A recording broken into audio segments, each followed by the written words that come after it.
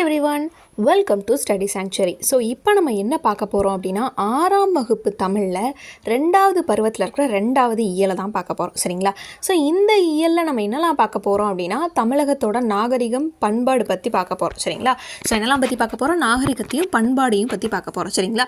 So இந்த இயலோட தலைப்பு என்ன அப்படின்னா, பாடறிந்து ஒழுகுதல். இயலோட தலைப்பு என்ன? பாடறிந்து ஒழுகுதல். சரிங்களா? ஸோ இயலில் வந்து வழக்கம் போல் 2 செய்யுட்பகுதி இருக்குது. ஃபஸ்ட்டு செய்யுட்பகுதி என்ன அப்படின்னா ஆசாரக்கோவை. 2வது செய்யுட்பகுதி என்ன அப்படின்னா கண்மணியே கண்ணுரங்கு. சரிங்களா? அடுத்து ஒரு உரைநடை பகுதி. அந்த உரைநடை பகுதியோட தலைப்பு என்னன்னா தமிழர் பெருவிழா. சரிங்களா? அடுத்து நம்மளோட உரைநடை பகுதி முடிச்சதுக்கப்புறம் துணைப்பாட பகுதி மனம் கவரும் மாமல்லபுரம். சரிங்களா? அடுத்து வந்து என்ன அப்படின்னா முக்கியமான பகுதி இலக்கண பகுதி மயங்கொலிகள். சரிங்களா? கடைசியாக வந்து திருக்குறள் இருக்குது. சரிங்களா? ஸோ இது எல்லாத்தையுமே இந்த இயலில் நம்ம பார்க்க போகிறோம். சரிங்களா? ஸோ இப்போ இந்த இயலுக்குள்ளே போகலாம். இயலோட தலைப்பு என்னது? நம்மளுக்கு பாடறிந்து ஒழுகுதல். ஸோ பாடறிந்து ஒழுகுதல் அப்படின்ற இயலில் இருக்கிற முதல் செய்யுள் பகுதியான ஆசாரக்கோவை அப்படின்றதுக்குள்ளே என்ட்ராகிறோம். சரிங்களா? ஸோ இந்த ஆசாரக்கோவையை யாருப்பா எழுதுனா அப்படின்னு பார்த்தா பெருவாயின் முள்ளியார் அப்படின்றவர் எழுதியிருக்காரு. யார் எழுதியிருக்காங்க? பெருவாயின் முள்ளியார். சரிங்களா? ஸோ இந்த பெருவாயின் முள்ளியார் இந்த ஆசாரக்கோவையில் அப்படி என்னதான்ப்பா சொல்லியிருக்காரு அப்படின்றத நம்ம பார்க்க போகிறோம். சரிங்களா? ஸோ எல்லாத்துக்குமே பேசிக்காக ஒரு விஷயம் தேவை. மனிதர்களுக்கு இந்த விஷயம் கண்டிப்பாக இருக்கணும் அப்படின்னா அது என்னதுன்னா ஒழுக்கம். சரிங்களா? ஸோ அந்த ஒழுக்கத்தை குறித்து தான் வந்து இந்த பாட்டை எழுதியிருக்காரு. சரிங்களா? அந்த ஒழுக்கம் வந்து கண்டிப்பாக இருக்கணும், அதை தான் பின்பற்றி வாழணும் அப்படின்றதுக்காகவே இந்த பாட்டை அந்த நோக்கத்திற்காக தான் வந்து அந்த காலத்தில் நம்மளோட முன்னோர்கள்லாம் வந்து அறநூல்கள்லாம் படைச்சிருக்காங்க. ஸோ அந்த வழியில் வந்தது தான் வந்து இந்த பெருவாயின் முள்ளியார் எழுதிய ஆசாரக்கோவை. சரிங்களா? ஸோ இதில் இருக்கிற செய்யுட்பகுதி இப்போ நம்ம பார்க்க போகிறோம். பாட்டை மனப்பாடம் பண்ணணுமான்னு கேட்டால் வழக்கம் போல் இருக்கிற பதில் தான் இந்த பாட்டு வந்தால் இதுப்பா அப்படின்னு தெரிஞ்சிருக்கிற அளவுக்கு கண்டிப்பாக இருக்கணும். சரிங்களா? ஸோ இந்த பாட்டு என்ன அப்படின்னா நம்மளோட திருக்குறள் இருக்குது பார்த்தீங்களா, அதில் இருக்கிற அதிகாரத்தோட தலைப்பு மாதிரியே இருக்கும் இந்த பாட்டு. சரிங்களா? திருக்குறளோட அதிகார தலைப்பு மாதிரியே இருந்துச்சுன்னா அந்த பாட்டு ஆசாரக்கோவை ஞாபகம் வச்சுக்கோங்க. சரிங்களா? திருக்குறளை நம்ம பார்க்குற அதிகாரம் நன்றியறிதல், பொறையுடைமை, இன்சொல், இன்னா சொல், இன்னா செய்யாமை, அதுக்கப்புறம் வந்து இந்த மாதிரியான விஷயங்கள்லாம் வந்து திருக்குறளில் வந்து அதிகாரத்தோட தலைப்புகளாக பார்ப்போம் இல்லையா? அந்த மாதிரி அந்த தலைப்பை வச்சு தான் ஃபுல்லாகவே வந்து இந்த பாட்டு இருக்கும். சரிங்களா? ஃபஸ்ட்டு வந்து நன்றி அறிதல். நன்றி அறிதல்னால் என்ன? பிறர் செய்த உதவியை மறவாதிருத்தல். சரிங்களா? அடுத்து வந்து பொறையுடைமை. பொறையுடைமைனா என்ன? மற்றவங்க செய்கிற தீமையை வந்து பொறுத்து கொள்ளுதல். பொறைனா என்னது? பொறுமை இல்லையா? மற்றவங்க செய்கிற தீமையை பொறுத்து கொள்ளுதல். அடுத்து வந்து இன்சொல். இன்சொல்னா என்ன? மற்றவங்க கிட்ட வந்து இனிமையான சொற்களை பேசுதல் இல்லையா? அடுத்து இன்னாத எவ்வுயிருக்கும் செய்யாமை. நம்மளுக்கு வந்து எந்த உயிருக்கும் வந்து நம்மளுக்கு வந்து இன்சொல் நம்மக்கிட்ட இனிய சொற்கள் பேசாத எந்த உயிருக்கும் வந்து துன்பம் செய்யாமல் இருக்கணுமா. சரிங்களா? அடுத்து வந்து கல்வி. கல்வினா வந்து கல்வி அறிவு பெறுதல். அதுக்கப்புறம் வந்து ஒப்புரவு ஆற்ற அறிதல். சரிங்களா? அதாவது ஒப்புரவுனா வந்து எல்லாரையும் வந்து சமமாக பார்க்குறது. சரிங்களா? இவங்க மேலே இவங்க கீழே அப்படின்னு உயர்த்தி தாழ்த்தி பார்க்காம எல்லாரையும் சமமாக பார்க்குறது. அடுத்து அறிவுடைமை. அறிவுடைமை அப்படின்னா என்னது? அறிவுடையவராக இருத்தல். சரிங்களா? அடுத்து நல்லினத்தாரோடு நட்டல். அதாவது நல்ல பண்புகள் இருக்கிறவங்களோடு நட்டல்னா நட்பு கொள்ளுதல். சரிங்களா? நல்லினத்தாரோடு நட்டல். சரிங்களா? இந்த 8 விஷயங்கள் சொல்கிறாரு. சரிங்களா? இந்த 8மே வந்து ஆசார வித்து அப்படின்னு சொல்லிட்டு சொல்கிறாரு. ஆசார வித்துனா என்னதுன்னா நல்ல ஒழுக்கத்தை விதைக்கிற விதை அப்படின்னு சொல்லிட்டு சொல்கிறார். சரிங்களா? இவர் என்னெல்லாம் சொல்கிறாரு? 8 விஷயங்கள் சொல்கிறார். இந்த பெருவாயின் முள்ளியார் அவர்கள் வந்து என்ன சொல்கிறாருன்னா நன்றி அறிதல், பொறையுடைமை, இன்சொல்லோடு இன்னாத எவ்வுயிருக்கும் செய்யாமை, கல்வியோடு ஒப்புரவு ஆற்ற அறிதல், அறிவுடைமை, நல்லினத்தாரோடு நட்டல், இவை 8ம் சொல்லி ஆசார வித்து. ஸோ ஆசாரக்கோவை அப்படின்ற அந்த பாட்டில் பெருவாயின் முள்ளியார் எத்தனை விஷயங்களை சொல்கிறாரு? 8 விஷயங்களை சொல்கிறாரு. என்னெல்லாம்? நன்றி அறிதல், பொறையுடைமை, இன்சொல்லோடு இன்னாத எவ்வுயிருக்கும் செய்யாமை, கல்வியோடு ஒப்புரவு ஆற்ற அறிதல், அறிவுடைமை, நல்லினத்தாரோடு நட்டல், இவை 8ம் சொல்லி ஆசார வித்து. இது எல்லாமே வந்து நல்லொழுக்கத்தை விதைக்கிற விதைகளாம். சரிங்களா? இது எல்லாமே இருந்துச்சுன்னா நம்மக்கிட்ட நல்லொழுக்கம் இருக்கும் அப்படின்னு சொல்லிட்டு பெருவாயின் முள்ளியார் சொல்கிறார். சரிங்களா? ஸோ இதை எப்படி ஞாபகம் வச்சுக்கலாம் ஈஸியானா, திருக்குறள் அதிகார தலைப்பாக வந்த மாதிரி இருந்துச்சுன்னா அது ஆசாரக்கோவைன்னு ஞாபகம் வச்சுக்கலாம். இதை யார் எழுதியிருக்கா? பெருவாயின் முள்ளியார். சரிங்களா? சரி, இந்த 8 விஷயங்களை சொல்கிறார் இல்லைங்களா? ஸோ இதில் இருக்கிற சொல்லும் பொருளும் நம்ம பார்த்துட்டு வந்துடலாம். சரிங்களா? ரொம்ப சிம்பிளாக தான் இருக்கும். நன்றி அறிதல்னா என்ன? மற்றவங்க நம்மளுக்கு செஞ்ச உதவியை மறக்காமல் நன்றியோடு இருக்கிறது இல்லையா? ஸோ அதை தான் இங்கே கொடுத்துருக்குறாங்க. பிறர் செய்த உதவியை மறவாமை. ஒப்புரவுனா என்ன? எல்லாரையும் வந்து சமமாக பார்க்குறது. ஒருத்தங்க மேலே ஒருத்தங்க கீழே அப்படின்னு இல்லாமல் எல்லாரையும் சமமாக பார்க்குறது தான் ஒப்புரவு. நட்டல்னா என்னது? நட்பு கொள்ளுதல். நட்டல்னா என்னது? நட்பு கொள்ளுதல். சரிங்களா? நன்றி அறிதல்னா என்னது? மற்றவங்க செஞ்ச உதவியை மறக்காமல் இருக்கிறது, பிறர் செய்த உதவியை மறவாமை. ஒப்புரவுனா என்னது? எல்லோரையும் சமமாக பேணுதல். நட்டல்னா என்னது? நட்பு கொள்ளுதல். ஸோ ஒன்ஸ் அகைன் ரிவைஸ் பண்ணிடலாம். நன்றி அறிதல்னா பிறர் செய்த உதவியை மறவாமை, ஒப்புரவுனா எல்லாரையும் சமமாக பேணுதல், நட்டல்னா நட்பு கொள்ளுதல். சரிங்களா? சரி, பாடலின் பொருளை பார்த்துக்கலாம். இதை வந்து நம்ம பாடல் பார்க்கையிலே பார்த்துட்டோம் இல்லையா? இருந்தாலும் சிம்பிளாக ஒரு ரீகேப் பார்த்துடலாம். பிறர் செய்த உதவியை மறவாதிருத்தல், அதாவது நம்ம நன்றி அறிதல்னு பார்த்துருந்தோம். பிறர் செய்யும் தீமைகளை பொறுத்து கொள்ளுதல், பொறையுடைமைன்னு பார்த்தோமா? இனிய சொற்களை பேசுதல், இன்சொல் அந்த பேசணும்னு சொல்லியிருந்ததா? அடுத்து இன்னாத எவ்வுயிருக்கும் செய்யாமை, அதாவது நம்மளுக்கு வந்து துன்பம் இன்சொல்லோடு பேசாமல் நம்மக்கிட்ட வந்து மூஞ்ச சுழிச்சிட்டு பேசுகிறவங்க கிட்ட கூட துன்பம் செய்யாதிருத்தல். சரிங்களா? அடுத்து கல்வி அறிவு பெறுதல், எல்லோரையும் சமமாக பேணுதல். சரிங்களா? ஒப்புரவு ஆற்றாரிதல்னு சொல்லியிருக்காருல. ஸோ எல்லோரையும் சமமாக பேணுதல், அறிவுடையவராய் இருத்தல், அடுத்து நல்ல பண்பு இருக்கிறவங்க கிட்ட வந்து நட்பு கொள்ளணுமா. சரிங்களா? இந்த 8மே என்னன்னு சொல்லியிருக்காரு? நல்ல ஒழுக்கத்தை விதைக்கிற விதைகள். சரிங்களா? ஸோ நல்லொழுக்கத்தை விதைக்கிற 8 விதைகளை குறித்த பாடல் எதுலேருந்து வருதுன்னு கேட்டாங்கன்னா எழுத தெரியணும். ஆசார கோவை. சரிங்களா? சரி, இப்போ இதில் இருக்கிற நூல்வெளியை பார்த்துடலாம். சரிங்களா? ஆசாரக்கோவையோட ஆசிரியர் யார்? பெருவாயின் முள்ளியார். சரிங்களா? இவர் எந்த ஊரில் பிறந்தார் அப்படின்னா கயத்தூர் அப்படின்ற ஊரில் பிறந்திருக்காரு. சரிங்களா? ஆசாரக்கோவைக்கு என்ன அர்த்தம் அப்படின்னா நல்ல ஒழுக்கங்களின் தொகுப்பு அப்படின்றது வந்து பொருள். சரிங்களா? ஆசாரக்கோவையோட பொருள் என்னது? நல்ல ஒழுக்கங்களின் தொகுப்பு. சரிங்களா? ஆசாரக்கோவையோட ஆசிரியர் யார்? பெருவாயின் முள்ளியார். இவர் எந்த ஊரில் பிறந்திருக்காரு? கயத்தூர். ஆசாரக்கோவைக்கு என்ன பொருள்? நல்ல ஒழுக்கங்களின் தொகுப்பு பொருள். சரிங்களா? சரி, இது எந்த நூல்களில் ஒன்றுனா 14 கீழ்கணக்கு நூல்களுள் ஒன்று. இது ரொம்ப முக்கியமான விஷயம். 14 கீழ்கணக்கு நூல்களில் ஒன்று என்னது? ஆசாரக்கோவை. இது எழுதினவர் யார்? பெருவாயின் முள்ளியார். இந்த நூல் வந்து 100 வெண்பாக்களை கொண்டதான். 100 வெண்பாக்களை கொண்டது என்னது? ஆசாரக்கோவை. சரிங்களா? ஸோ ஆசாரக்கோவையோட ஆசிரியர் பேர் என்னது? பெருவாயின் முள்ளியார். இவர் பிறந்த ஊர் என்னது? கயத்தூர். ஆசாரக்கோவைனா என்ன பொருள்? நல்ல ஒழுக்கங்களின் தொகுப்புன்னு பொருள். இது என்ன நூல்களில் ஒன்று? 14 கீழ்கணக்கு நூல்களில் ஒன்று. இந்த நூல் எத்தனை வெண்பாக்களை கொண்டது? 100 வெண்பாக்களை கொண்டது. ஒன்ஸ் அகைன் பார்த்தலாம். ஆசாரக்கோவையோட ஆசிரியர் யார்? பெருவாயின் முள்ளியார். இவர் பிறந்த ஊர் என்னது? கயத்தூர். ஆசாரக்கோவைனா என்ன பொருள்? நல்ல ஒழுக்கங்களின் தொகுப்புன்னு பொருள். இது எந்த நூல்களில் ஒன்று? 14 கீழ்கணக்கு நூல்களில் ஒன்று. நூல் எத்தனை வெண்பாக்களை கொண்டது? 100 வெண்பாக்களை கொண்டது. சரிங்களா? சரி, இப்போ இதில் இருக்கிற புக் பேக் கொஷின்ஸை நம்ம பார்த்துடலாம். சரிங்களா? பிறரிடம் நான் டேஷ் பேசுவேன். கடுஞ்சொல் பேசணுமா? பேசக்கூடாது. வன்சொல் பேசணுமா? பேசக்கூடாது. கொடுஞ்சொல் பேசணுமா? பேசக்கூடாது. என்ன பேசணும்? இனிமையான சொற்களை பேசணும். அப்படின்னா என்ன? இன்சொல். சரிங்களா? அடுத்து பிறர் நமக்கு செய்யும் தீங்கை பொறுத்துக்கொள்வது டேஷ் ஆகும். பொறுத்துக்கொள்வது என்னது? பொறுமையாக இருக்கிறது. பொறுமைனா என்னது? பொறை. சரிங்களா? அடுத்து அறிவு கூட்டல் உடைமைனா அறிவுடைமை. சரிங்களா? அறிவுடைமை. இவை கூட்டல் எட்டும்னா இவை எட்டும். சரிங்களா? நன்றி அறிதலை பிரித்து எழுதணும்னா நன்றி கூட்டல் அறிதல். நன்றி அறிதலை பிரித்து எழுதுனா நன்றி கூட்டல் அறிதல். பொறையுடைமையை பிரித்து எழுதுனா பொறை கூட்டல் உடைமை. சரிங்களா? பொறையுடைமை பிரித்தல்னா பொறை கூட்டல் உடைமை. சரி, இதோட இந்த செய்யுட்பகுதி முடிஞ்சிருச்சு. சரிங்களா? ஆசாரக்கோவையில் வந்து நம்மளுக்கு ரொம்ப சிம்பிளாக திருக்குறளில் இருக்கிற அதிகாரத்தோட தலைப்பு மாதிரியே ஒரு பாட்டு வந்துச்சுன்னா ஆப்வியஸாக சொல்லிடலாம் அது ஆசாரக்கோவைன்னு சொல்லிட்டு. இது எந்த நூல்களில் ஒன்று? 14 கீழ்கணக்கு நூல்களில் ஒன்று. சரிங்களா? சரி, இது எழுதுனது யார்? பெருவாயின் முள்ளியார். இதெல்லாம் ரொம்ப ரொம்ப இம்பார்ட்டன்ட். ஸோ நம்ம கவனமாக கேர்ஃபுல்லாக இதெல்லாம் கவனிச்சுக்கணும். சரிங்களா? சரி, அடுத்த செய்யுட்பகுதிக்குள்ளே போகிறோம். சரிங்களா? அடுத்த செய்யுட்பகுதி என்ன அப்படின்னா கண்மணியே கண்ணுறங்கு. சரிங்களா? இதுக்கு ஆசிரியர் யாருன்னு கேட்டிங்கன்னா யாருமே கிடையாது. இதுக்கு வந்து தமிழகத்தில் இருக்கிற தமிழகம் இல்லை உலகத்தில் இருக்கிற அனைத்து பெற்றோர்களுமே தாய்மார்களுமே வந்து இதுக்கு ஆசிரியர்னு சொல்லலாம். ஏன்னா வந்து இது வந்து என்ன அப்படின்னா ஒரு தாலாட்டு பாட்டு. சரிங்களா? ஸோ இந்த தாலாட்டு பாட்டு வந்து எதுக்கு பாடுவாங்க? எல்லா தாய்மாரும் அவங்களுக்கு பாட தெரிஞ்சால் அவங்க பாடுவாங்க. இல்லைனா இந்த காலத்துலலாம் எப்படி ஆகிருச்சுன்னா ஃபுல்லாக யூடியூப்பில் பாட்டு வைக்கிறது இந்த மாதிரியான விஷயங்கள்லாம் கூட முன்னேறி வந்துருச்சு இல்லையா? ஸோ இந்த கண்மணியே கண்ணுறங்கு அப்படின்றது வந்து ஒரு தாலாட்டு பாட்டு. சரிங்களா? ஒரு தாய் ஒரு குழந்தைய வந்து எவ்வளோ தூரத்துக்கு வந்து பாசமாக பாடி தூங்க வைக்கிறாங்க அப்படின்றது தான் இந்த தாலாட்டு பாட்டு. இது வந்து எல்லாருக்குமே வந்து ரொம்ப நல்லாவே தெரியும் இல்லையா? ஒருத்தர் ஒரு விதமாக தாலாட்டு பாட்டு பாடுவாங்க. இதில் வந்து ஒரு கைண்ட் ஆஃப் தாலாட்டு பாட்டு கொடுத்துருக்காங்க. சரிங்களா? இது இம்பார்ட்டன்ஸ் நம்ம எக்ஸாம் டைமில் வந்து இதுக்கு அவ்வளோ இம்பார்ட்டன்ஸ் கொடுக்கணுமா அப்படின்னு கேட்டால் இல்லை. நம்ம ஜஸ்ட் வந்து தெரிஞ்சு வச்சுக்கிட்டா போதும். அந்த மாதிரியான ஒரு பாட்டு. சரிங்களா? ரொம்ப இம்பார்ட்டன்ஸ் கொடுக்கணும்னா அவசியம் கிடையாது. சரிங்களா? இதுக்கு பின்னாடி இந்த சொல்லும் பொருளும் அதுக்கப்புறம் வந்து தொகைச்சொற்கள்லாம் கொடுத்துருப்பாங்க. அதுக்கெல்லாம் நம்ம ரொம்ப இம்பார்ட்டன்ஸ் கொடுக்கணும். சரிங்களா? சரி, இப்போ இந்த பாட்டை பார்க்கலாம். ஆராரோ ஆரிரரோ ஆராரோ ஆரிரரோ இது வந்து நம்ம பாடுறது இல்லையா, அந்த ஒரு டியூனோட பாடுவாங்க இல்லையா. சரி, நந்தவனம் கண் திறந்து நற்றமிழ் பூ எடுத்து பண்ணோடு பாட்டு செய்து பார்ப்போற்ற வந்தாயோ.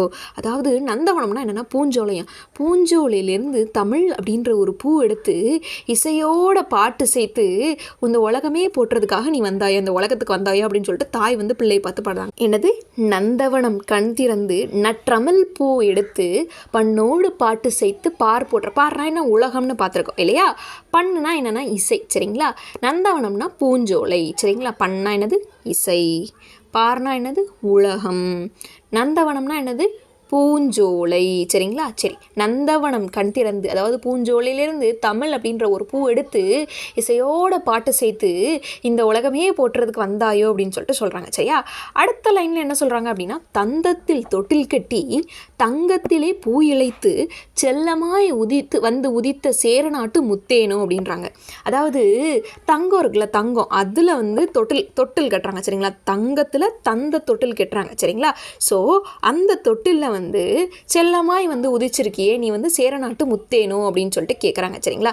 என்ன சொல்கிறாங்க அப்படின்னா, தங்கப்பூ இருக்குதுல்ல, அது பதித்த தந்தத்தால் செய்யப்பட்ட தொட்டில் இருக்கும் தெரியுமா, அதில் செல்லமாக உறங்குறதுக்கு வந்த சேரநாட்டில் இருக்கிற முத்தேனோ அப்படின்றாங்க. என்னது, தங்கத்தில் உள்ள பூ இருக்குதுல்ல, அது அது அது வந்து பதிச்சிருக்கான். அந்த குழந்தை தூங்குற தொட்டில் வந்து தங்கப்பூ வந்து பதிச்சிருக்கான். அந்த தொட்டில் எதால் செஞ்சுருக்காங்கன்னா தந்தத்தினால அந்த தொட்டில் செஞ்சுருக்காங்களா. சரியா. அந்த தொட்டிலில் உறங்க வந்து சேரநாட்டு முத்தேனோ அப்படின்னு சொல்லிட்டு சொல்கிறாங்க. சரியா. சரி, அடுத்து வந்து இந்த தாய் வந்து குழந்தைய பார்த்து என்ன பாடுறாங்கன்னா, வாழை இலை பரப்பி வந்தாரை கையமர்த்தி சுவையான விருந்து வைக்கும் சோழ நாட்டு முக்கணியோ அப்படின்றாங்க. வந்தவங்களெல்லாம் வாங்க வாங்கன்னு கூப்பிட்டு நல்லா உட்கார வச்சு இலை போட்டு சோறு போடுற சோழ நாட்டு முக்கணியோ அப்படின்ற மாதிரி பாசமாக சொல்கிறாங்க. சரிங்களா. அடுத்து வந்து என்ன சொல்கிறாங்கன்னா, குளிக்க குளம் வெட்டி குளம் வாழ அணை கெட்டி பசியை போக்க வந்த பாண்டிய நாட்டு முத்தமிழோன்னுங்க. சரிங்களா. அதாவது குளிக்கிறதுக்கு குளம் வெட்டி நம்மளோட குளம் வாழ்கிறதுக்கு என்ன வேணும், ஆண்டாண்டு காலமாக நம்ம வாழணும்னா என்ன வேணும், நல்ல சாப்பாடு வேணும் இல்லையா. அது சாப்பாடு வேணும்னா என்ன வேணும், பயிர்கள் வெளியே தண்ணி வேணும் இல்லையா. ஸோ அதுக்கெலாம் அணை கட்டி நம்மளோட பசியெல்லாம் போக்குறதுக்கு வந்து பாண்டிய நாட்டு முத்தமிழோ அப்படின்னு சொல்கிறாங்க. சரியா. கண்ணே கண்மணியே கண்ணுரங்குன்னு பாடுறாங்க.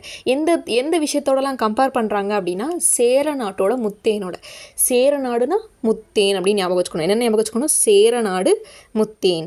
அடுத்து சோழநாடு முக்கணி.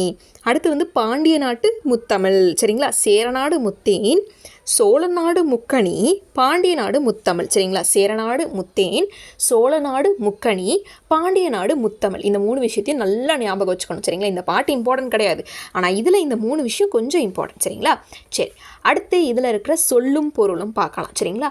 சொல்லும் பொருளும்ல நந்தவனம் கொடுத்துருக்காங்க. நம்ம நந்தவனம்னா என்னென்னு பார்த்தோம், பூஞ்சோலைன்னு பார்த்தோம் இல்லையா. நந்தவனம்னா என்னது, பூஞ்சோலை.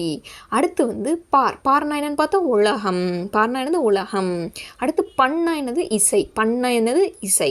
இளைத்துனா என்னது, பதித்து. இளைத்துனா என்னது, பதித்து. மறுபடியும் ஒரு ரிவைஸ் பண்ணிடலாம். நந்தவனம்னா பூஞ்சோலை, பார்னா உலகம், பண்ணா இசை, இளைத்துனா பதித்து. நந்தவனம்னா பூஞ்சோலை, பார்னா உலகம், பண்ணா இசை, இளைத்துனா பதித்து. சரிங்களா. இப்போ தொகை சொற்களோட விளக்கம் கொடுத்துருக்காங்க. இது வந்து கொஞ்சம் கவனமாக இருக்கணும். இது ரொம்ப ரொம்ப ரொம்ப இம்பார்ட்டண்ட்டான ஒரு பார்ட். சரிங்களா.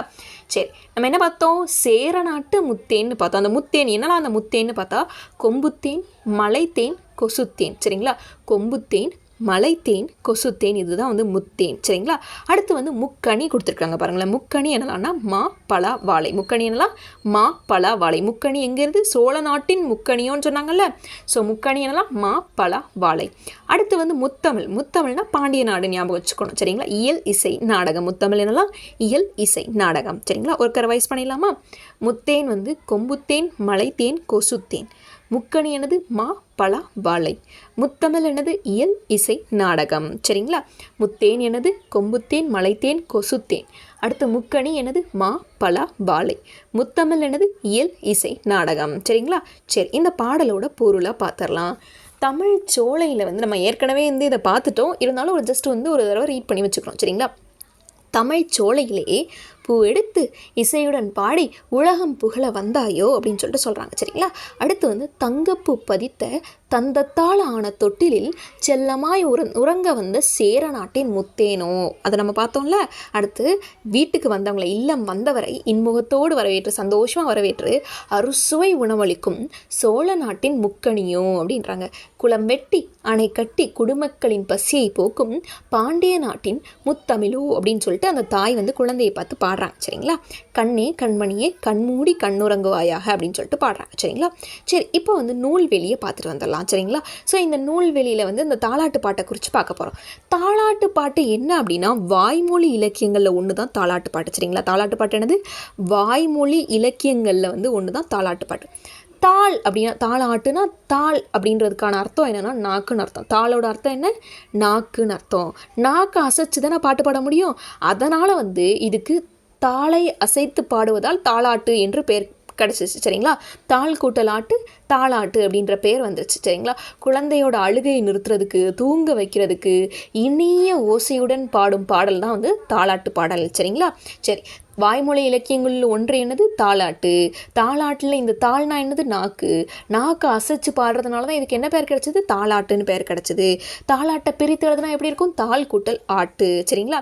அடுத்து வந்து குழந்தையோட அழுகையை நிறுத்துறதுக்கும் வந்து தூங்க வைக்கிறதுக்கும் வந்து இனிய ஓசையுடன் பாடும் பாடல் என்னது? தாலாட்டு பாடல். சரிங்களா? வாய்மொழி இலக்கியங்களில் ஒன்று என்னது? தாலாட்டு. தாள்ன்றதுக்கு என்ன அர்த்தம்? நாக்குன்னு அர்த்தம். நாக்கை அசைத்து பாடுற பாடல் என்னது? தாலாட்டு பாடல். தாள் கூட்டல் ஆட்டுனா தாலாட்டுன்னு அர்த்தம். இது வந்து எதுக்கு பாடுறாங்க? குழந்தையை அழுகை நிறுத்துறதுக்கும் தூங்க வைக்கிறதுக்கும் இனிய ஓசையுடன் பாடும் பாடல். சரிங்களா? சரி, இப்போ இந்த பாட்டுக்கு பின்னாடி, இந்த செய்யுட்பகுதிக்கு பின்னாடி இருக்கிற புக் பேக் கொஷின்ஸை பார்த்துடலாம். சரிங்களா? பாட்டு இசைத்து இது எப்படி பிரித்து எழுதலாம்னா பாட்டு கூட்டல் இசைத்து. சரிங்களா? பாட்டு கூட்டல் இசைத்து அப்படின்னு சொல்லிட்டு பிரித்து எழுதலாம். சரிங்களா? அடுத்து வந்து கண் உறங்கு. இது எப்படி பிரித்து எழுதலாம்? கண் கூட்டல் உறங்குன்னு எழுதலாம். கண் கூட்டல் உறங்கு அப்படின்னு எழுதலாம். வாழை கூட்டல் இலையை வந்து வாழை இலைன்னு எழுதலாம். என்ன எழுதலாம்? வாழை இலை. அடுத்து கை கூட்டல் அமர்த்தினா கை அமர்த்தி. கை கூட்டல் அமர்த்தினா கை அமர்த்தி. அதுக்கப்புறம் உதித்த என்ற சொல்லுக்குரிய பொருள்னு பார்த்துடக்கூடாது. இதில் என்ன கொடுத்துருக்குறாங்க? எதிர்ச்சொல்னு கொடுத்துருக்குறாங்க. உதித்தாவோட பொருள்னா தோன்றிய, இதே எதிர்ச்சொல்னா மறைந்த. சரிங்களா? உதித்தன்ற சொல்லோட பொருள் என்ன? தோன்றிய. எதிர்ச்சொல் என்னது? மறைந்த. ஸோ இதுக்கான ஆன்சர் என்னது? மறைந்த. சரிங்களா? ஸோ இதோட இந்த இயலில் இருக்கிற செய்யுட்பகுதி முடிஞ்சிருச்சு. இப்போ நம்ம வந்து உரைநடை பகுதிக்குள்ளே போகிறோம். 6ஆம் வகுப்பில் 2வது பருவத்தில் இருக்கிற 2வது இயலில் உரைநடை பகுதிக்குள்ளே போகிறோம். சரிங்களா? இதில் என்ன பார்க்க போகிறோம் அப்படின்னா தமிழர் பெருவிழாவை குறித்து தான் பார்க்க போகிறோம். சரிங்களா? ஸோ தமிழர் பெருவிழா, ஜென்ரலாக தமிழர் திருநாள்னா எல்லாருக்கும் என்ன தெரியும்? பொங்கல் திருநாள் அப்படின்றது நம்மளுக்கு தெரியும் இல்லையா? ஸோ அதை குறித்து தான் அந்த 4 நாள் ஃபெஸ்டிவல் நடக்கும் இல்லையா? அந்த 4 நாள் ஃபெஸ்டிவலை குறித்து தான் வந்து இந்த உரைநடை பகுதியில் நம்ம பார்க்க போகிறோம். சரிங்களா? நம்ம விரும்பி கொண்டாடுறத வந்து விழா அப்படின்னு சொல்லிட்டு சொல்லுவாங்களாம்.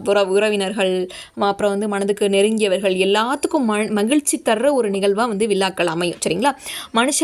மனுஷங்களுக்கு நடுவில் வந்து ஒற்றுமையை வளர்க்கும், நம்மளோட நாகரிகம், வீரம் இவற்றெல்லாம் வந்து எடுத்துக்காட்டுறதுக்கு தான் வந்து நிறைய விழாக்கள் கொண்டாடிட்டு இருக்கோம் இல்லைங்களா? அதில் வந்து இந்த விழாக்கள்லாம் என்ன செய்தால் நம்மளோட பண்பாட்டை வந்து அடுத்த தலைமுறைக்கு எடுத்துகிட்டு போதும். நம்ம இப்போ ஒரு ஃபெஸ்டிவல் செலிப்ரேட் பண்ணுறோம், அதை பார்த்துட்டு வந்து ஃப்யூச்சர் ஜென்ரேஷன் வந்து நம்ம பேரண்ட்ஸ் இப்படி செலிப்ரேட் பண்ணாங்க அப்படின்னு சொல்லிட்டு அவங்க செலிப்ரேட் பண்ணுவாங்க. அவங்களோட பேரண்ட்ஸ் செலிப்ரேட் பண்ணாங்க, அவங்களோட பிள்ளைங்க இப்படி காலங்காலமாக இது செலிப்ரேட் பண்ணுவாங்க அப்படின்ற மாதிரி கொடுத்துருக்காங்க. சரிங்களா? சரி, இதில் வந்து நம்மளுக்கு வந்து நிறைய இம்பார்ட்டன்ட் பாயிண்ட்ஸ் வருமானு கேட்டால் அவ்வளோ தூரத்துக்கு இல்லை.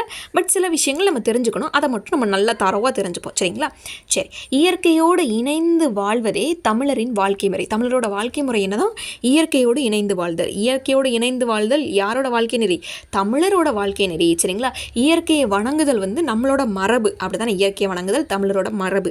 தமிழர்கள் கொண்டாடும் பல விழாக்களில் வந்து இயற்கையை போற்றுற வகையில் தான் வந்து அமைஞ்சிருக்கு இல்லைங்களா? அதில் வந்து சிறப்பானதுன்னு எதை சொல்கிறாங்கன்னா பொங்கல் விழாவை சொல்கிறாங்க.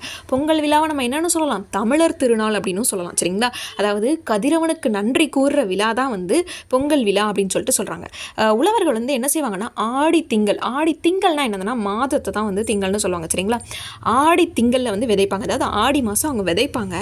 தை திங்கள், அதாவது தை மாதத்தில் வந்து அறுவடை செய்வாங்க. சரிங்களா? அறுவடை செய்து அந்த விதைத்ததின் பலனை வந்து அடைஞ்சிருவாங்க இல்லையா? ஸோ அதை தான் வந்து அதை செலிப்ரேட் பண்ணுற விதமாக தான் தை திங்கள், அதாவது தை மாதத்தில் முதல் நாள் வந்து பொங்கலிட்டு வழிபடுறாங்க. சரிங்களா? இந்த திருவிழாவை தான் நம்ம என்னென்னு சொல்கிறோம்? தமிழர் திருநாள், அதாவது அறுவடை திருநாள் அப்படின்னு கூட சொல்லுவாங்க. சரிங்களா? எப்போ வந்து உழவர்கள் வந்து விதைப்பாங்க, ஆடி திங்களில் விதைப்பாங்க. எப்போ அறுவடை செய்வாங்க, தை திங்களில் அறுவடை செய்வாங்க. சரிங்களா? இந்த திருநாளை தை திங்கள் முதல் நாள் கொண்டாடுற திருநாளை என்னன்னு சொல்கிறோம், அறுவடை திருவிழா அப்படின்னு சொல்லிட்டு சொல்கிறோம். சரிங்களா? அந்த சமயத்தில் என்ன செய்வாங்கன்னா, இயற்கை எண்ணெய்க்கு வந்து இயற்கை எண்ணெய் வந்து பல பசுமையான ஆடைகளை உடுத்தி பல நிற பூக்களை சூடியிருப்பாங்க. சரிங்களா? அதாவது அந்த நேரத்தில் வந்து நம்மளுக்கு வந்து ஏன் அப்படி சொல்கிறாங்க அப்படின்னா, நிறைய இடத்துல நிறைய விஷயங்கள், காய் கனி கரும்பு எங்கே பார்த்தாலும் நிறைய விளைஞ்சு வந்து சூப்பராக காட்சி கொடுக்கும். சரிங்களா? அதாவது பசுமையான ஆடை உடுத்தி அந்த நேரத்தில் வந்து இந்த இப்போ வந்து மற்ற சீசன்லாம் வந்து வெயில் காலம் வந்துச்சுன்னா காஞ்சி போயிருக்கும், நம்மளோட இயற்கை சூழ்நிலைகள் வந்து காஞ்சி போயிருக்கும். அந்த மரம் செடி கொடிலாம் வந்து தண்ணி இல்லாமல் இருக்கும், பூ பூத்திருக்காது, காய் காய்ச்சிருக்காது, அந்த மாதிரி இருக்காது. ஆனால் இந்த அறுவடை திருநாள் டைமில் அந்த தை மாதம் கிட்டக்க பார்க்குறப்போ வந்து நல்லா எங்கே பார்த்தாலும் பச்சை பசேல்னு இருக்கும் இல்லையா? அதில் நிறைய பூ இருக்கும், நிறைய காய் காய்ச்சிருக்கும், இந்த மாதிரி இருக்கும்ல. அதுதான் அப்படி சொல்கிறாங்க. இயற்கை அன்னை வந்து பசுமையான ஆடை உடுத்தி பல நிற பூக்களை சூடியிருப்பாள், காயும் கனியும் கரும்பும் எங்கு பார்த்தாலும் இருக்கும் அப்படின்னு சொல்லிட்டு சொல்கிறாங்க. சரிங்களா? ஸோ உழவர்கள் இயற்கைக்கும் தம்முடன் அதாவது நம்ம உழைச்சிருக்கோம்ல, கால்நடைகளும் உழைச்சிருக்கோம் இல்லையா? இப்போ மாடை வச்சு உழுவாங்க, ஸோ இந்த மாதிரி செய்கிறாங்க இல்லையா? அதுக்கும் வந்து நன்றி தெரிவிக்கிற திருநாளை தான் வந்து இந்த திருநாளை கொண்டாடுறாங்க. இந்த திருநாளை என்னன்னு சொல்லுவாங்க அப்படின்னா உழவர் திருநாள் அப்படின்னு சொல்லுவாங்க. சரிங்களா? இது வந்து 2 நாள்லேருந்து 4 நாள் வரைக்கும் கொண்டாடுவாங்க. சரிங்களா? ஒரு வட்டாரத்துக்கு ஏற்ற மாதிரி இது மாறுபட்டுட்டே இருக்குது. சரிங்களா? பொங்கல் திருநாள் எத்தனை நாள் கொண்டாடுறாங்க? 2லேருந்து 4 நாட்கள் கொண்டாடுறாங்க. வட்டாரத்திற்கு ஏற்ப இது வந்து மாறுபட்டுட்டே இருக்குது. சரிங்களா? ஃபஸ்ட்டு வந்து இந்த போகி திருநாளை குறித்து பார்த்தலாம். சரிங்களா? போகி திருநாள்னா என்னென்னா பழையன கழிதலும் புதியன புகுதலும். சரிங்களா? இது வந்து நம்ம நிறைய இடத்துல கேள்விப்பட்டிருப்போம். போகி அன்னைக்கு என்ன செய்வோம் அப்படின்னா பழசெல்லாம் தூக்கி தூர போடுவோம், இல்லை எரிச்சிட்டு புதிய விஷயங்களை நம்ம வந்து எடுத்துக்குவோம் இல்லையா? அது வந்து தாட்ஸ்லையா நம்மளோட எண்ணங்களாக இருக்கட்டும் எல்லாத்துலேயுமே வந்து இது அப்படி தான் செலிப்ரேட் பண்ணுறோம் அப்படின்னு சொல்லிட்டு இன்னைக்கு நம்மளோட வீட்டிலலாம் சொல்லுவாங்க இல்லையா? சரி, இது வந்து எங்கேருந்து எடுத்துகிட்டு வராங்க அப்படின்னா இந்த பழையன கழிதலும் புதியன புகுதலும்னு முதல்ல எங்கே சொல்லப்பட்டுச்சு அப்படின்னா, எந்த நூலில் சொல்லப்பட்டிருக்கு அப்படின்னா நன்னூலில் சொல்லப்பட்டிருக்கு. சரிங்களா? நன்னூலில் உள்ள பாடல் 462 நன்னூல் 462 சொல்லப்பட்டிருக்கு. சரிங்களா? பழையன கழிதலும் புதியன புகுதலும் எங்கே சொல்லியிருக்காங்க? நன்னூலில் சொல்லப்பட்டிருக்கு. இது வந்து நம்மளோட பெரியவங்களோட மொழி இல்லையா? இதுலேருந்து என்ன செய்வாங்க? வீட்டில் இருக்கிற வேஸ்ட்டாக இருக்கிற பொருளெல்லாம் தூக்கி தூர போட்டுட்டு அதாவது வீட்டை தூய்மை செய்யும் நாள், பழைய பொருட்களெல்லாம் போக்கிடுறாங்க, வீட்டை விட்டு போக்கிடுறாங்க. ஸோ அதுதான் வந்து போகி அப்படின்னு சொல்லிட்டு மாறிடுச்சு. சரிங்களா? போக்கி தான் போகி அப்படின்னு சொல்லிட்டு மாறிடுச்சு. சரிங்களா? அதனால் இதை போகி திருநாள்னு கொண்டாடுறாங்க. இது என்னைக்கு கொண்டாடுவாங்கன்னா மார்கழி மாதத்தோட இறுதி நாள். தை மாதம் 1ஆம் தேதி பொங்கல், மார்கழி மாதத்தோட இறுதி நாள் வந்து போகி திருநாள். சரிங்களா? போகி திருநாள்னா என்னது? பழையன கழிதலும் புதியன புகுதலும், பழைய விஷயங்களெல்லாம் எடுத்து தூர போட்டுட்டு புது விஷயங்களெல்லாம் உள்ள வீட்டுக்கு எடுத்துகிட்டு வருவாங்க. சரிங்களா? இது வந்து போக்கி அப்படின்றது தான், வீட்டை விட்டு போக்கின்றது தான் மருவி போகி திருநாள் அப்படின்னு சொல்லிட்டு மாறிடுச்சு. பழையன கழிதலும் புதியன புகுதலும்னு எங்கே சொல்லப்பட்டிருக்கு அப்படின்னா நன்னூல் 462 சொல்லப்பட்டிருக்கு. சரிங்களா? முன்னாடி காலத்துலலாம் வந்து இந்த மழை வந்திருக்கு. சரிங்களா? அதாவது இந்த உழவர்கள் வந்து அறுவடை செய்யணும், பயிர் விளைஞ்சு வரணும்னா மழை தான் ரொம்ப முக்கியமானது. ஸோ மழைக்கடவுளை வழிபடுற நோக்கத்தில் வந்து அந்த காலத்தில் வந்து போகி பண்டிகையை வந்து இந்திர விழாவாக கொண்டாடியிருக்காங்க. சரிங்களா? மழைக்கடவுளை வழிபடும் நோக்கில் போகியை என்ன விழாவாக கொண்டாடியிருக்காங்கன்னா இந்திர விழாவாக அந்த காலத்தில் கொண்டாடியிருக்காங்க. ஸோ மழைக்கடவுள்னு யாரை சொல்கிறாங்க அப்படின்னா இந்த பாடப்பகுதியில் வந்து இந்திரனை சொல்கிறாங்க. சரிங்களா? அவரை வந்து போற்றுற வகையில் வந்து அந்த காலத்தில் வந்து இந்திர விழாவாக கொண்டாடியிருக்காங்க. ஸோ போகி திருநாளை அந்த காலத்தில் என்ன விழாவாக கொண்டாடினாங்கன்னு கேட்கறதுக்கான பாசிபிலிட்டி இருக்குது.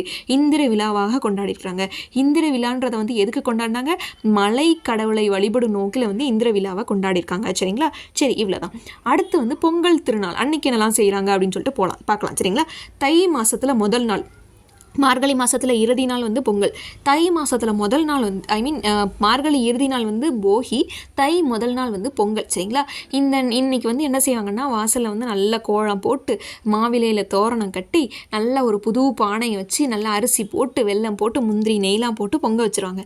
பொங்கல் வச்சோடனே பொங்கல் பொங்கி வர்ற நேரம் இருக்குல்ல, அந்த நேரத்தில் வந்து பொங்கலோ பொங்கல்னு சொல்லி வந்து நல்ல சத்தமாக ஒலி எழுப்புவாங்க இல்லையா? இந்த பொங்கல் அப்படின்றதுக்கு என்னென்னா பொங்கி பெருகி வர்றது தான் வந்து பொங்கல்னு சொல்லுவாங்க. சரிங்களா? பொங்கலுக்கு அர்த்தம் என்ன? பொங்கி பெருகி வர்றது தான் வந்து பொங்கல். சரிங்களா? பொங்கல் வந்து பொங்கி வருவது போல் வந்து நம்மளோட வாழ்க்கையிலையும் மகிழ்ச்சி பொங்கணும் அப்படின்றதுக்காக வந்து அப்படின்றது வந்து மக்களோட நம்பிக்கை. அதனால தான் வந்து இந்த திருநாளை கொண்டாடுறாங்க. சரிங்களா? அதுக்கப்புறம் என்ன செய்வாங்கன்னா இது பொங்கல் பொங்கி வந்ததுக்கப்புறம் தலவாழை இலை வச்சு பொங்கலை வந்து படைப்பாங்க. படைச்சி கரும்பு, மஞ்சள் கொத்து, தேங்காய், பழங்கள், வெற்றிலைப்பாக்கு இது எல்லாத்தையும் வச்சு வழிபடுவாங்க. சரிங்களா? விளைச்சலுக்கு காரணமாக இருக்கிறது என்னது? கதிரவன். சன்லைட் இல்லைன்னா வந்து வந்து எந்த பயிருமே விளையாது அப்படி தானே. ஸோ அந்த கதிரவனை வந்து நன்றியோடு வணங்குறாங்க சரிங்களா. அதுதான் இந்த பொங்கல். அதுக்கப்புறம் வந்து சர்க்கரை பொங்கலை எல்லாருக்கும் கொடுத்து சாப்பிட்டு மகிழ்வாங்க சரிங்களா. சரி, பொங்கல்னால் என்ன, வேறு ஒன்றுமே இல்லை, நம்மளுக்கு நல்லா தெரிஞ்ச விஷயந்தான். தை மாதத்தில் முதல் நாள் பொங்கல் கொண்டாடுறோம். அன்றைக்கி வந்து கோலம் போட்டு மாவில தோரணம் கட்டி பானை வச்சு பொங்கல் பொங்கி வரையில் பொங்கலோ பொங்கல்னு கத்துவாங்க. அதில் வந்து பொங்கல்னால் என்ன அர்த்தம் அப்படின்னா பொங்கி பெருகி வருவது தான் வந்து பொங்கல்னு சொல்லுவோம் சரிங்களா. பொங்கல் வந்து பொங்கி பெருகி வர்றது மாதிரி நம்மளோட வாழ்க்கையிலையும் மகிழ்ச்சி பொங்கணும் அப்படின்றதுக்காக வந்து அது வந்து மக்களோட நம்பிக்கை, அதனால வந்து அப்படி கொண்டாடுறாங்க சரிங்களா. சரி, தை திங்கள் முதல் நாளில் தான் வந்து திருவள்ளுவரோட ஆண்டு தொடங்குது சரிங்களா. அதனால் தை திங்கள் 2ஆம் நாளில் வந்து திருவள்ளுவர் நாளாக கொண்டாடுறாங்க சரிங்களா. திருவள்ளுவர் ஆண்டு அப்படின்றது வந்து தை திங்கள் முதல் நாளில் தான் வந்து தை மாதம் முதல் நாளில் தான் வந்து தொடங்குது. அதனால் தை மாதம் 2ஆவது நாளை திருவள்ளுவர் நாளாக கொண்டாடுறாங்க. இப்போ நம்ம சொல்கிறோம்ல இங்கிலீஷ் நியூ இயர் ஜனவரி 1ன்றோம். தமிழ் வருட பிறப்பு எப்போ சொல்கிறோம், சித்திரை மாதம் 1ஆம் தேதி அப்படின்னு சொல்லிட்டு சொல்கிறோம். அடுத்து வந்து தெலுங்கு நியூ இயர் இந்த மாதிரியான விஷயங்களும் செலிப்ரேட் பண்ணுறாங்க இல்லையா. அதே மாதிரி இந்த திருவள்ளுவர் ஆண்டு அப்படின்றது வந்து தை திங்கள் 2ஆம் நாளில் தான் அவர் அந்த முதல் நாள் அப்படின்ற மாதிரி இது தொடங்கி வருது சரிங்களா. தை திங்கள் முதல் நாளில் தான் தொடங்குது, 2ஆவது நாளை வந்து நம்ம திருவள்ளுவர் நாளாக கொண்டாடுறோம் சரிங்களா. ஸோ திருவள்ளுவர் ஆண்டு எப்போ தொடங்குது, தை திங்கள் முதல் நாளில் தான் வந்து திருவள்ளுவர் ஆண்டு தொடங்குது சரிங்களா. So English new year, Tamil new year, Telugu new year இதே மாதிரி திருவள்ளுவர் ஆண்டு அப்படின்றதும் எப்போ தொடங்குதுன்னா தை திங்கள் முதல் நாளில் தொடங்குது. நம்ம 2ஆவது நாளில் வந்து அதை கொண்டாடுறோம், திருவள்ளுவர் நாளாக கொண்டாடுறோம் சரிங்களா. இது நல்லா தெரிஞ்சுட்டு ஞாபகம் வச்சுக்க வேண்டிய ஒன்று சரிங்களா. அடுத்து வந்து என்ன அப்படின்னா மாட்டு பொங்கலை குறித்து பார்க்க போகிறோம். ஸோ தை திங்கள் பொங்கலுக்கு அடுத்த நாளை வந்து மாட்டு பொங்கல் கொண்டாடுறாங்க. எதுக்கு கொண்டாடுறாங்க அப்படின்னா வந்து மாடுகள் தான் வந்து உழவர்களுக்கு வந்து செல்வம் மாதிரியாக அது அது அது இருக்க போய் தான் வந்து மாடுகளை யூஸ் பண்ணி நிறைய விஷயங்கள் நடக்குது இல்லையா. கால்நடைகளை வச்சு நம்ம என்ன செய்கிறாங்க அப்படின்னா அவங்க வந்து பயிரிடுறப்போ வந்து உழுறதுக்கு இந்த மாதிரியான விஷயங்களுக்கெல்லாம் வந்து மாடுகள் நிறைய பயன்படுது இல்லையா. ஸோ இந்த மாடுகளை வந்து போற்றுற விதமாக வந்து இந்த மாட்டு பொங்கல் கொண்டாடுறாங்க சரிங்களா. மாடு அப்படின்றதுக்கு என்ன அர்த்தம் அப்படின்னா செல்வம்னு ஒரு அர்த்தம் இருக்குது சரிங்களா. இது கேட்கறதுக்கான பாசிபிலிட்டிஸ் இருக்குது. மாடுன்ற சொல்லுக்கு என்ன அர்த்தம், செல்வம் அப்படின்ற பொருளும் இருக்குது சரிங்களா. மாடுனா என்ன பொருள் இருக்குது, செல்வம்னு பொருள் இருக்குது சரிங்களா. உழவருக்கும் துணையாக இருக்கிறதா வந்து அதுக்கு நன்றி செலுத்துகிற விதமாக அந்த மாட்டு பொங்கலை கொண்டாடுறாங்க சரிங்களா.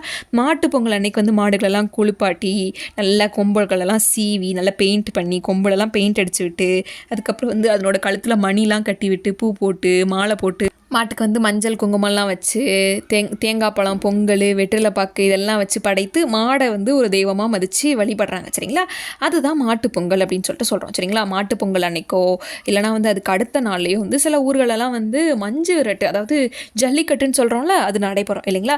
ஸோ மஞ்சு விரட்டுக்கு வந்து அதாவது மாடுகளை வந்து அடக்கி தழுவுறது தான் ஒரு வீர விளையாட்டு சரிங்களா. இந்த விளையாட்டுக்கு வேறு என்ன பேர்லாம் இருக்குன்னா மாடு பிடித்தல், ஜல்லிக்கட்டு, ஏறு தழுவுதல்ன்ற பேர் இருக்குது. மஞ்சு விரட்டுக்கு வேறு என்னெல்லாம் பேர் இருக்கு, மாடு பிடித்தல், ஜல்லிக்கட்டு, ஏறு தழுவுதல் சரிங்களா. ஒரு ஊர்லேயும் ஒரு நாள் நடைபெறும் சரிங்களா. சரி, இப்போ இது இவ்வளோதான் சரிங்களா. மாடுக்கு என்ன பொருள் இருக்குது, என்ன மாடுதான் என்ன பொருள், செல்வம் அப்படின்றது பொருள். இது மட்டும் கொஞ்சம் இம்பார்ட்டன்ட் சரிங்களா. அடுத்து வந்து இந்த திருவள்ளுவர் ஆண்டை குறித்து கொஞ்சம் பார்ப்போம் சரிங்களா.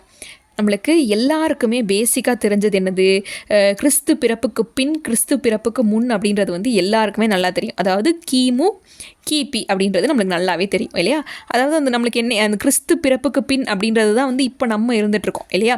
கிறிஸ்து பிறப்புக்கு அப்புறம் தான் நம்ம இருந்துகிட்ருக்கோம். அதாவது ஃபஸ்ட்டு அது 0லேருந்து ஆரம்பிச்சிருக்கோம். 0லேருந்து அப்படியே ஆரம்பித்து வந்து இப்போ நம்ம 2024 இருக்கோம் இல்லையா.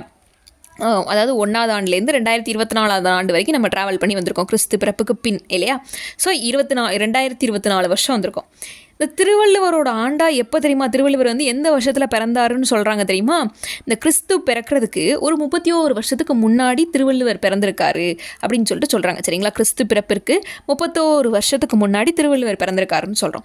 நம்மளோட கிறிஸ்து பிறந்திருக்காரு இல்லையா, அவர் பிறந்த வருஷத்துலேருந்து நம்ம 2024 வருஷம் கணக்கெடுத்துறோம். இவர் வருஷத்தை எப்படி கணக்கெடுக்கிறோன்னா இந்த 31 இருக்குல்ல, இந்த 31ஐயும் இந்த 2024ஐயும் சேர்த்தா நம்மளுக்கு வந்து என்ன வருஷம் கிடைக்குது, அதாவது ரெண்டுத்தையும் ஆட் பண்ணுறோம் சரிங்களா. 2024 கூட்டல் 31 சரிங்களா. அப்போ நம்மளுக்கு என்ன ஆகிருதுன்னா நம்மளுக்கு வந்து 2055 வருஷங்கள் ஆயிடுது சரிங்களா. அதாவது நம்மளுக்கு 2055 வருடங்கள் ஆகிடுது சரிங்களா. அதாவது திருவள்ளுவர் ஆண்டு இப்போ என்ன திருவள்ளுவர் ஆண்டு நடந்துட்டுருக்குன்னா 2055ஆம் ஆண்டு நடந்துட்டுருக்குன்னு அர்த்தம் சரிங்களா. இவர் வந்து இப்போ பிறந்திருக்காரு, எப்போ அந்த 31 வருஷத்துக்கு கரெக்டாக முன்னாடி பிறந்திருக்காரு. அதனால் நம்ம என்ன செய்கிறோன்னா இந்த 2024 அந்த 31 கூட்டுறோம். அப்போ நம்மளுக்கு 2055 கிடைக்குது. அப்போ திருவள்ளுவர் ஆண்டு இப்போ என்ன நடந்துட்டுருக்கு, நம்மளுக்கு 2055 நடந்துட்டுருக்கு சரிங்களா. இதை நல்லா ஞாபகம் வச்சுக்கணும் சரிங்களா. சரி, இப்போ இந்த போ ஆ மு அப்படின்னு சொல்கிறாங்களா, அது என்னென்னா பொது ஆண்டுக்கு முன் அப்படின்றத அர்த்தம் சரிங்களா. பிஃபோர் காமன் எரா அப்படின்னு சொல்லிட்டு சொல்லுவாங்க சரிங்களா. பொது ஆண்டுக்கு முன் அப்படின்னு சொல்லிட்டு அர்த்தம் சரிங்களா. அடுத்து வந்து என்ன அப்படின்னா இந்த காணும் பொங்கலை குறித்து பார்க்க போகிறோம் சரிங்களா. இதில் வந்து தெரிந்து கொள்வோம் ரொம்ப இம்பார்ட்டன்ட். அடுத்து பார்க்க போகிறது அவ்வளோ தூரத்துக்கு இம்பார்ட்டன்ட் கிடையாது சரிங்களா. காணும் பொங்கல் என்ன அப்படின்னா பொங்கலுக்கு மாட்டு பொங்கலுக்கு அடுத்த நாள் வந்து காணும் பொங்கல்னு கொண்டாடுவாங்க. இந்த நாளில் என்ன செய்வாங்கன்னா ஃப்ரெண்ட்ஸ் வீட்டுக்கு போயிட்டு ஃபேமிலி மெம்பர்ஸ் வீட்டுக்கு போயிட்டு அவங்கள பார்த்து நல்லா சந்தோஷமாக என்ஜாய் பண்ணிட்டு இல்லை வெளியில் எங்கேயாவது போயிட்டு நிறைய பட்டிமன்றங்கள் கலை நிகழ்ச்சிகள் இதெல்லாம் வந்து நடத்துவாங்க சரிங்களா. விளையாட்டு போட்டிலாம் சும்மா நடத்தி இந்த மாதிரியான விஷயங்கள்லாம் அந்த காணும் பொங்கல் அன்னைக்கு நடக்கும்னு சொல்கிறாங்க சரிங்களா. இயற்கை உழைப்பு நன்றியுணர்வு பண்பாடு இது எல்லாத்தையும் போற்றுற விழாவாக வந்து இந்த பொங்கல் விழா இருக்குது அப்படின்னு சொல்கிறாங்க சரிங்களா. உலகெங்கிலும் இருக்கிற தமிழர்கள் வந்து பொங்கல் விழாவை கொண்டாடுவாங்க இல்லைங்களா. சரி, இப்போ இந்த தெரிந்து கொள்வோம் பாக்ஸை பார்க்கலாம். அறுவடை திருநாள் இருக்குதுல்ல, அது நம்மளோட தமிழ்நாட்டில் என்னன்னு சொல்லி கொண்டாடுறோம், பொங்கல் பண்டிகைன்னு கொண்டாடுறோம். ஆந்திரா, கர்நாடகம், மராட்டியம், உத்தரப்பிரதேசம் இந்த நாலு ஸ்டேட்ஸில் என்ன சொல்லி கொண்டாடுறாங்கன்னா மகர சங்கராந்தின்னு கொண்டாடுறாங்க. ஆந்திரா, கர்நாடகா, மகாராஷ்டிரா, உத்தரப்பிரதேஷ். ஆந்திரா, கர்நாடகா, மகாராஷ்டிரா, உத்தரப்பிரதேஷ் 4 ஞாபகம் வச்சுக்கோங்க. இங்கே மகர சங்கராந்தின்னு கொண்டாடுறாங்க. இதே வந்து பஞ்சாபில் வந்து லோரின்னு கொண்டாடுறாங்க. குஜராத், ராஜஸ்தானில் வந்து உத்தராயன்னு கொண்டாடுறாங்க. குஜராத், ராஜஸ்தானில் என்னென்னு கொண்டாடுறாங்க, உத்தராயன்னு கொண்டாடுறாங்க. ஆந்திரா, கர்நாடகா, மகாராஷ்டிரா, உத்தரப்பிரதேஷில் வந்து இது என்னென்னு கொண்டாடுறாங்கன்னா மகர சங்கராந்தி. இதே வந்து பஞ்சாபில் வந்து லோரின்னு கொண்டாடுறாங்க. குஜராத் அண்ட் ராஜஸ்தானில் வந்து உத்தராயன்னு கொண்டாடுறாங்க. இது ரொம்ப ரொம்ப இம்பார்ட்டன்ட் சரிங்களா. பொங்கலை வந்து அறுவடை திருநாளை வந்து இந்தந்த ஸ்டேட்ஸ்லாம் எப்படி கொண்டாடுறாங்க அப்படின்றத கேட்பாங்க சரிங்களா. நம்மளுக்கு வந்து ஆந்திரா, கர்நாடகா, மகாராஷ்டிரா, உத்தரப்பிரதேஷ் இதெல்லாம் என்னன்னு சொல்லி கொண்டாடுறாங்க அப்படின்னா மகர சங்கராந்தி. பஞ்சாபில் வந்து லோரி, ராஜஸ்தான், குஜராத்தில் வந்து நம்மளுக்கு வந்து உத்தராயன்னு கொண்டாடுறாங்க. ஸோ இது ரொம்ப ஞாபகம் வச்சுக்க வேண்டிய ஒரு விஷயம் சரிங்களா. சரி, அடுத்தது வந்து நம்ம என்ன பார்க்க போகிறோம்னா இந்த பர்டிகுலர் டாப்பிக்கு பின்னாடி இருக்கிற புக் பேக் கொஷின்ஸ் பார்க்க போகிறோம் சரிங்களா. கதிர் முற்றிட்டுனா என்னது, அது வந்து அறுவடைக்கு தயாராகிட்டுன்னு அர்த்தம் இல்லைங்க. கதிர் முற்றியதும் டேஸ் செய்வர், அறுவடை செய்வர் சரிங்களா. அடுத்து விழா காலங்களில் வீட்டின் வாயிலில் மாவிலையால் என்ன கட்டுவாங்க, தோரணம் கட்டுவர். பொங்கல் கூட்டல் அன்றுனா பொங்கல் அன்று. போகி பண்டிகை எப்படி பிரிச்சலாம்னா போகி கூட்டல் பண்டிகை. பழையன கழிதலும் புதியன புகுதலும். புதுமை இல்லை, புதிய இல்லை, புதுமையான இல்லை, புதியன புகுதலும். பச்சை பசேல் என்ற வயலை காண இன்பம் தரும் சரிங்களா. பட்டுப்போன மரத்தை கண்டால் என்ன வரும், சோர்வு வருமா இல்லை, கனவு வருமா இல்லை, அயர்வு வருமா இல்லை, என்ன வரும், துன்பம் தரும் சரிங்களா. சரி, இவ்வளோதான் வந்து இந்த இயலுக்கு பின்னாடி இருக்கிற புக் பேக் கொஷின்ஸ். இப்போ இந்த இயல் நம்மளுக்கு முடிஞ்சிருச்சு. அடுத்து இந்த இயலில் இருக்கிற துணைப்பாட பகுதிக்குள்ளே நம்ம போகிறோம் சரிங்களா. துணைப்பாட பகுதியில் என்ன பார்க்க போகிறோம் அப்படின்னா மனம் கவரும் மாமல்லபுரத்தை பற்றி பார்க்க போகிறோம் சரிங்களா. அதாவது கலைகளும் இலக்கியமும் தான் வந்து ஒரு நாட்டோட பண்பாட்டையும் நாகரிகத்தையும் வந்து உலகுக்கே வந்து எடுத்து சொல்லலாம் சரிங்களா. நம்மளோட நாட்டில் இருக்கிற கலைகளும் நம்மளோட நாட்டில் இருக்க இலக்கிய நூல்கள் தான் வந்து நம்ம எப்படிப்பட்டவங்க அப்படின்றதையும் வந்து மற்றவங்களுக்கு எடுத்து சொல்லலாம் சரிங்களா. தமிழர்கள் வந்து சிற்பம், ஓவியம் இந்த கலைகள் எல்லாம் வந்து ரொம்ப சிறந்திருந்தாங்களாம் சரிங்களா. காலத்தால் அழியாத கலைச்செல்வங்கள் பலவற்றையும் படைச்சிருக்காங்க சரிங்களா. 100 வருஷம் கடந்தும் அது வந்து இன்னும் வந்து அப்படியே இருந்துட்டு இருக்கு அப்படின்றத சொல்கிறாங்க சரிங்களா. இதில் வந்து என்னென்னா ஒரு சின்ன பொண்ணு கையல்னு ஒரு பொண்ணு இருக்கா. அவள் வந்து கண்ணை திறந்து பார்த்ததும் ஒரு பளிச்சுன்னு ஒரு இடத்துல இருக்காது, என்னென்னா மாமல்லபுரம். அந்த இடத்த குறித்து தான் இப்போ நம்ம பார்க்குறோம் சரிங்களா. அப்படியே அந்த பொண்ணு வந்து கண்ணை திறந்து பார்க்கல வந்து என்ன ஆகிடுச்சுன்னா எதுக்கு வந்து நிறைய தெரியுது. ஒரு தேர் இருக்குது, ஆனால் அது கோயில் போலவும் இருக்குது, தேர் போலவும் இருக்குது சரிங்களா. இது யார்கிட்ட கேட்குறதுன்னு யோசிச்சுட்டு இருக்கு. அப்போ தூரத்துலேருந்து ஒருத்தர் வந்து குதிரையில் வராரு. அவர் வந்து பார்க்குறதுக்கு அரசர மாதிரியே இருந்தார். அவர் கிட்ட வந்ததுக்கப்புறம் வந்து அவரோட குதிரை அருகில் வந்து இவா பக்கத்தில் நின்றுச்சு. ஆனால் இந்த கையல்ன்ற பொண்ணு என்ன செய்கிறான்னா, நீங்கள் யார், பார்க்குறதுக்கு வந்து அரசர் மாதிரியே இருக்கீங்களா, இந்த இடத்த பற்றி தெரிந்துக்கலாமா அப்படின்னோடனே அதுக்கு அவர் சொல்கிறாரு, நான் பல்லவ மன்னன், என் பெயர் நரசிம்மவர்மன் சொல்கிறார் சரிங்களா. இது எதுக்காக கொடுத்துருக்காங்கன்னா ஆக்சுவலி கிட்ஸ்க்கு புரிகிற மாதிரி 6ஆம் வகுப்பு பிள்ளைங்களுக்கு புரிகிற மாதிரி கொடுத்துருக்காங்க. பட் இதுலேருந்து நம்ம என்ன தெரிஞ்சுக்கணும்னா நரசிம்மவர்மனுக்கும், அதாவது பல்லவ மன்னனான நரசிம்மவர்மனுக்கும் மாமல்லபுரத்துக்கும் இருக்கிற சம்பந்தத்தை பற்றி தெரிஞ்சுக்க போகிறோம் சரிங்களா. அவர் வந்து மற்பூரில் வந்து சிறந்தவரான் சரிங்களா. அதனால் இவருக்கு வந்து என்ன பேரும் இருக்குன்னா மாமல்லன் அப்படின்ற பேரும் இருக்கும் சரிங்களா. அப்போ மாமல்லன் யாரு, நரசிம்மவர்மன் எந்த மன்னன், பல்லவ மன்னன் சரிங்களா. அவர் எதில் சிறந்தவர், மற்பூரில் சிறந்ததுனால இவருக்கு என்ன பேர் இருக்கு, மாமல்லன் அப்படின்ற பேர் இருக்கு சரிங்களா. பல்லவ மன்னன், அதாவது மாமல்லபுரத்துக்கும் எந்த மன்னனுக்கும் சம்பந்தம் இருக்கு, நரசிம்மவர்மனுக்கும். இவரோட பேர் வந்து பேர் காரணம் என்னது, இவரோட பேர் வந்து இன்னொரு பேர் என்னது மாமல்லன். எதுக்காக இந்த பேர் வந்துச்சு, இவர் மற்பூரில் சிறந்து விளங்குறதுனால இவருக்கு மாமல்லன் பேர் வந்து இருந்துச்சு. சரி, இவர் வந்து என்ன மன்னன்? பல்லவ மன்னன். சரிங்களா, பல்லவ மன்னன், பேர் வந்து நரசிம்மவர்மன். இவர் வந்து மற்போரில் சிறந்து விளங்கினார். அதனால இவரோட பேர் வந்து மாமல்லன் அப்படின்னு சொல்லிட்டு அழைக்கப்படுது. சரிங்களா. சரி, இப்போ இந்த கயல் அப்படின்ற பொண்ணு இருக்கா பார்த்தீங்களா, அவள் வந்து ஒன்று ஒன்றா கேட்டுட்ருக்கா. அப்போ வந்து இந்த மன்னன் வந்து எக்ஸ்பிளைன் பண்ணிட்டு இருக்கார். இதில் வந்து கோயில் மாதிரியும் இருக்கே, தேர் மாதிரியும் இருக்கே, இந்த சிற்பம் என்னதுயா அப்படின்னு சொல்லிட்டு அவர்கிட்ட கேட்கார். அதுக்கு வந்து அவர் எக்ஸ்பிளைன் பண்ணுறார். ஒரே பாறையில் செதுக்கி செய்யப்பட்ட கோவில் வந்து இது. சரிங்களா, அந்த மாமல்லபுரத்தில் வந்து ஒரு சிலை இருக்கலாம். அது வந்து கோயில் மாதிரியும் இருக்குதான், சிலை மாதிரி, தேர் மாதிரியும் இருக்குதான். ரெண்டில் எதுனே சொல்ல முடியாத அளவுக்கு இருக்குதான். சரிங்களா. அப்போ அவர் சொல்கிறாரு, ஒரே ஒரு பாறையில் மட்டுமே செதுக்கப்பட்ட சிலை இது வந்து செதுக்கப்பட்ட கோயில் இது. சரிங்களா. இது பார்க்குறதுக்கு தேர் போன்ற வடிவத்தில் இருக்குது. தேர்னா என்னது? ரதம், அப்படி தானே? அது மாதிரி இருக்கிறதுனால இதை வந்து ரத கோவில்னு சொல்லுவாங்க. சரிங்களா. ஒரே பாறையில் செதுக்கப்பட்ட கோவில் என்னது? மாமல்லபுரத்தில் இருக்கிற தேர் கோவில். சரிங்களா. அதை வந்து என்னென்னு சொல்லுவாங்கன்னா ரத கோவில் அப்படின்னு சொல்லுவாங்க. சரிங்களா. சரி, அங்கே வந்து மொத்தத்தில் வந்து 5 ரதங்கள் இருக்குது. சரிங்களா. இது 5 ரதங்கள் இருக்கிற இடத்த வந்து என்ன சொல்கிறாங்கன்னா பஞ்சபாண்டவர் ரதம்னு சொல்கிறாங்க. மாமல்லபுரத்தில் இருக்கிற ஒரு இடங்களை குறிச்சும் வந்து இந்த துணைப்பாட பகுதி விளக்குது. சரிங்களா. ஃபஸ்ட்டு வந்து ரத கோவில்னா பார்க்குறதுக்கு வந்து கோயில் மாதிரியும் இருக்கும், தேர் மாதிரியும் இருக்கும். அப்படிப்பட்ட ஒரு கோவில். சரிங்களா. அடுத்து பஞ்சபாண்டவர் ரதம், அதாவது 5 ரதங்கள் இருக்கும். அது வந்து பஞ்சபாண்டவர் ரதம். சரிங்களா.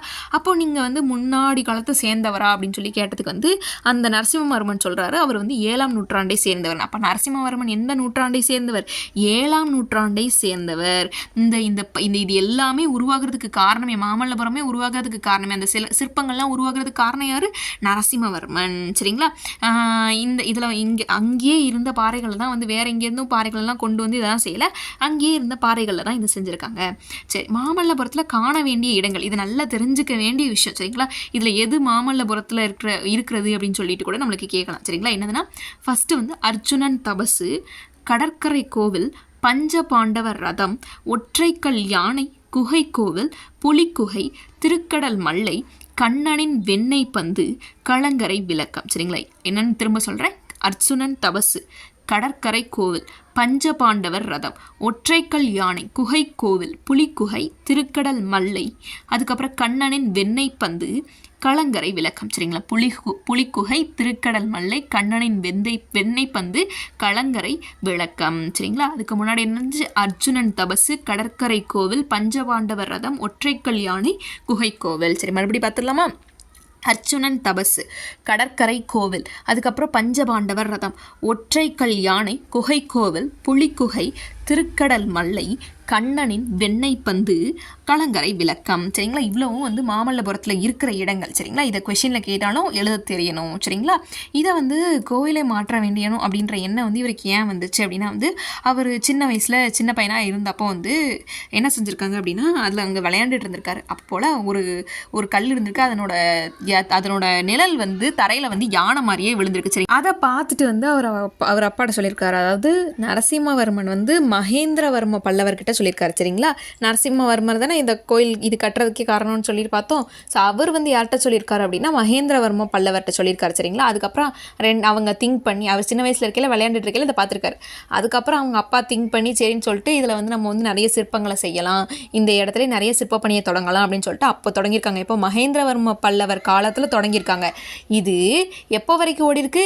மகேந்திரவர்ம பல்லவர், அதுக்கப்புறம் அவரோட பையன் நரசிம்மவர்மன், அதுக்கப்புறம் அவரோட பையன் நரசிம்மவர்மனோட பேரன் காலம் வரைக்கும் வந்து என்ன செஞ்சுருக்காங்க அப்படின்னா, இந்த கலை வந்து இந்த சிற்பங்களை செதுக்கிற பணி வந்து ஓயாமல் நடந்துகிட்டே இருக்குது. சரிங்களா.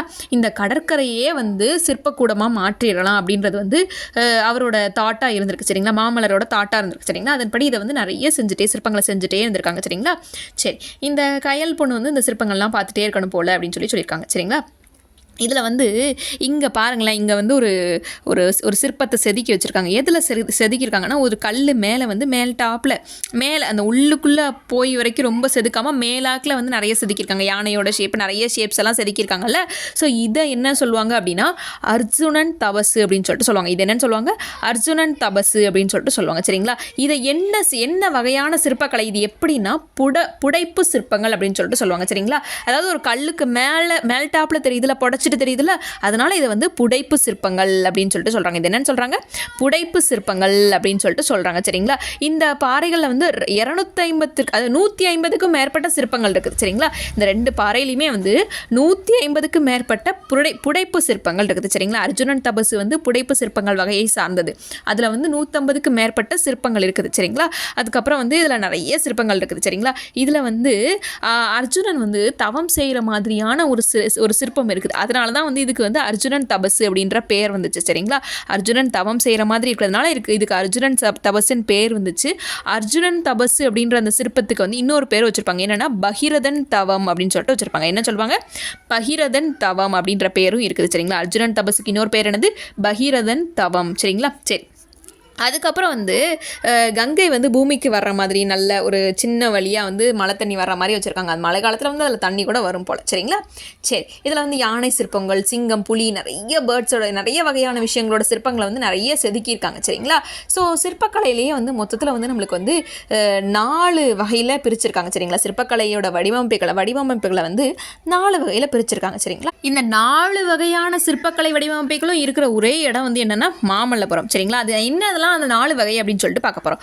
குடைவரை கோவில்கள், கட்டுமான கோவில்கள், ஒற்றைக்கல் கோயில்கள், புடைப்பு சிற்பங்கள். சரிங்களா? 4 வகை என்னன்னா குடைவரை கோவில்கள், ஒற்றைக்கல் கோவில்கள், கட்டுமான கோவில்கள், புடைப்பு சிற்பங்கள். 4 வகை: குடைவரை கோவில்கள், ஒற்றைக்கல் கோவில்கள், கட்டுமான கோவில்கள், புடைப்பு சிற்பங்கள். ஸோ இந்த 4 வகையான சிற்பக்கலை இருக்கிற ஒரே இடம் என்னென்னா மாமல்லபுரம்.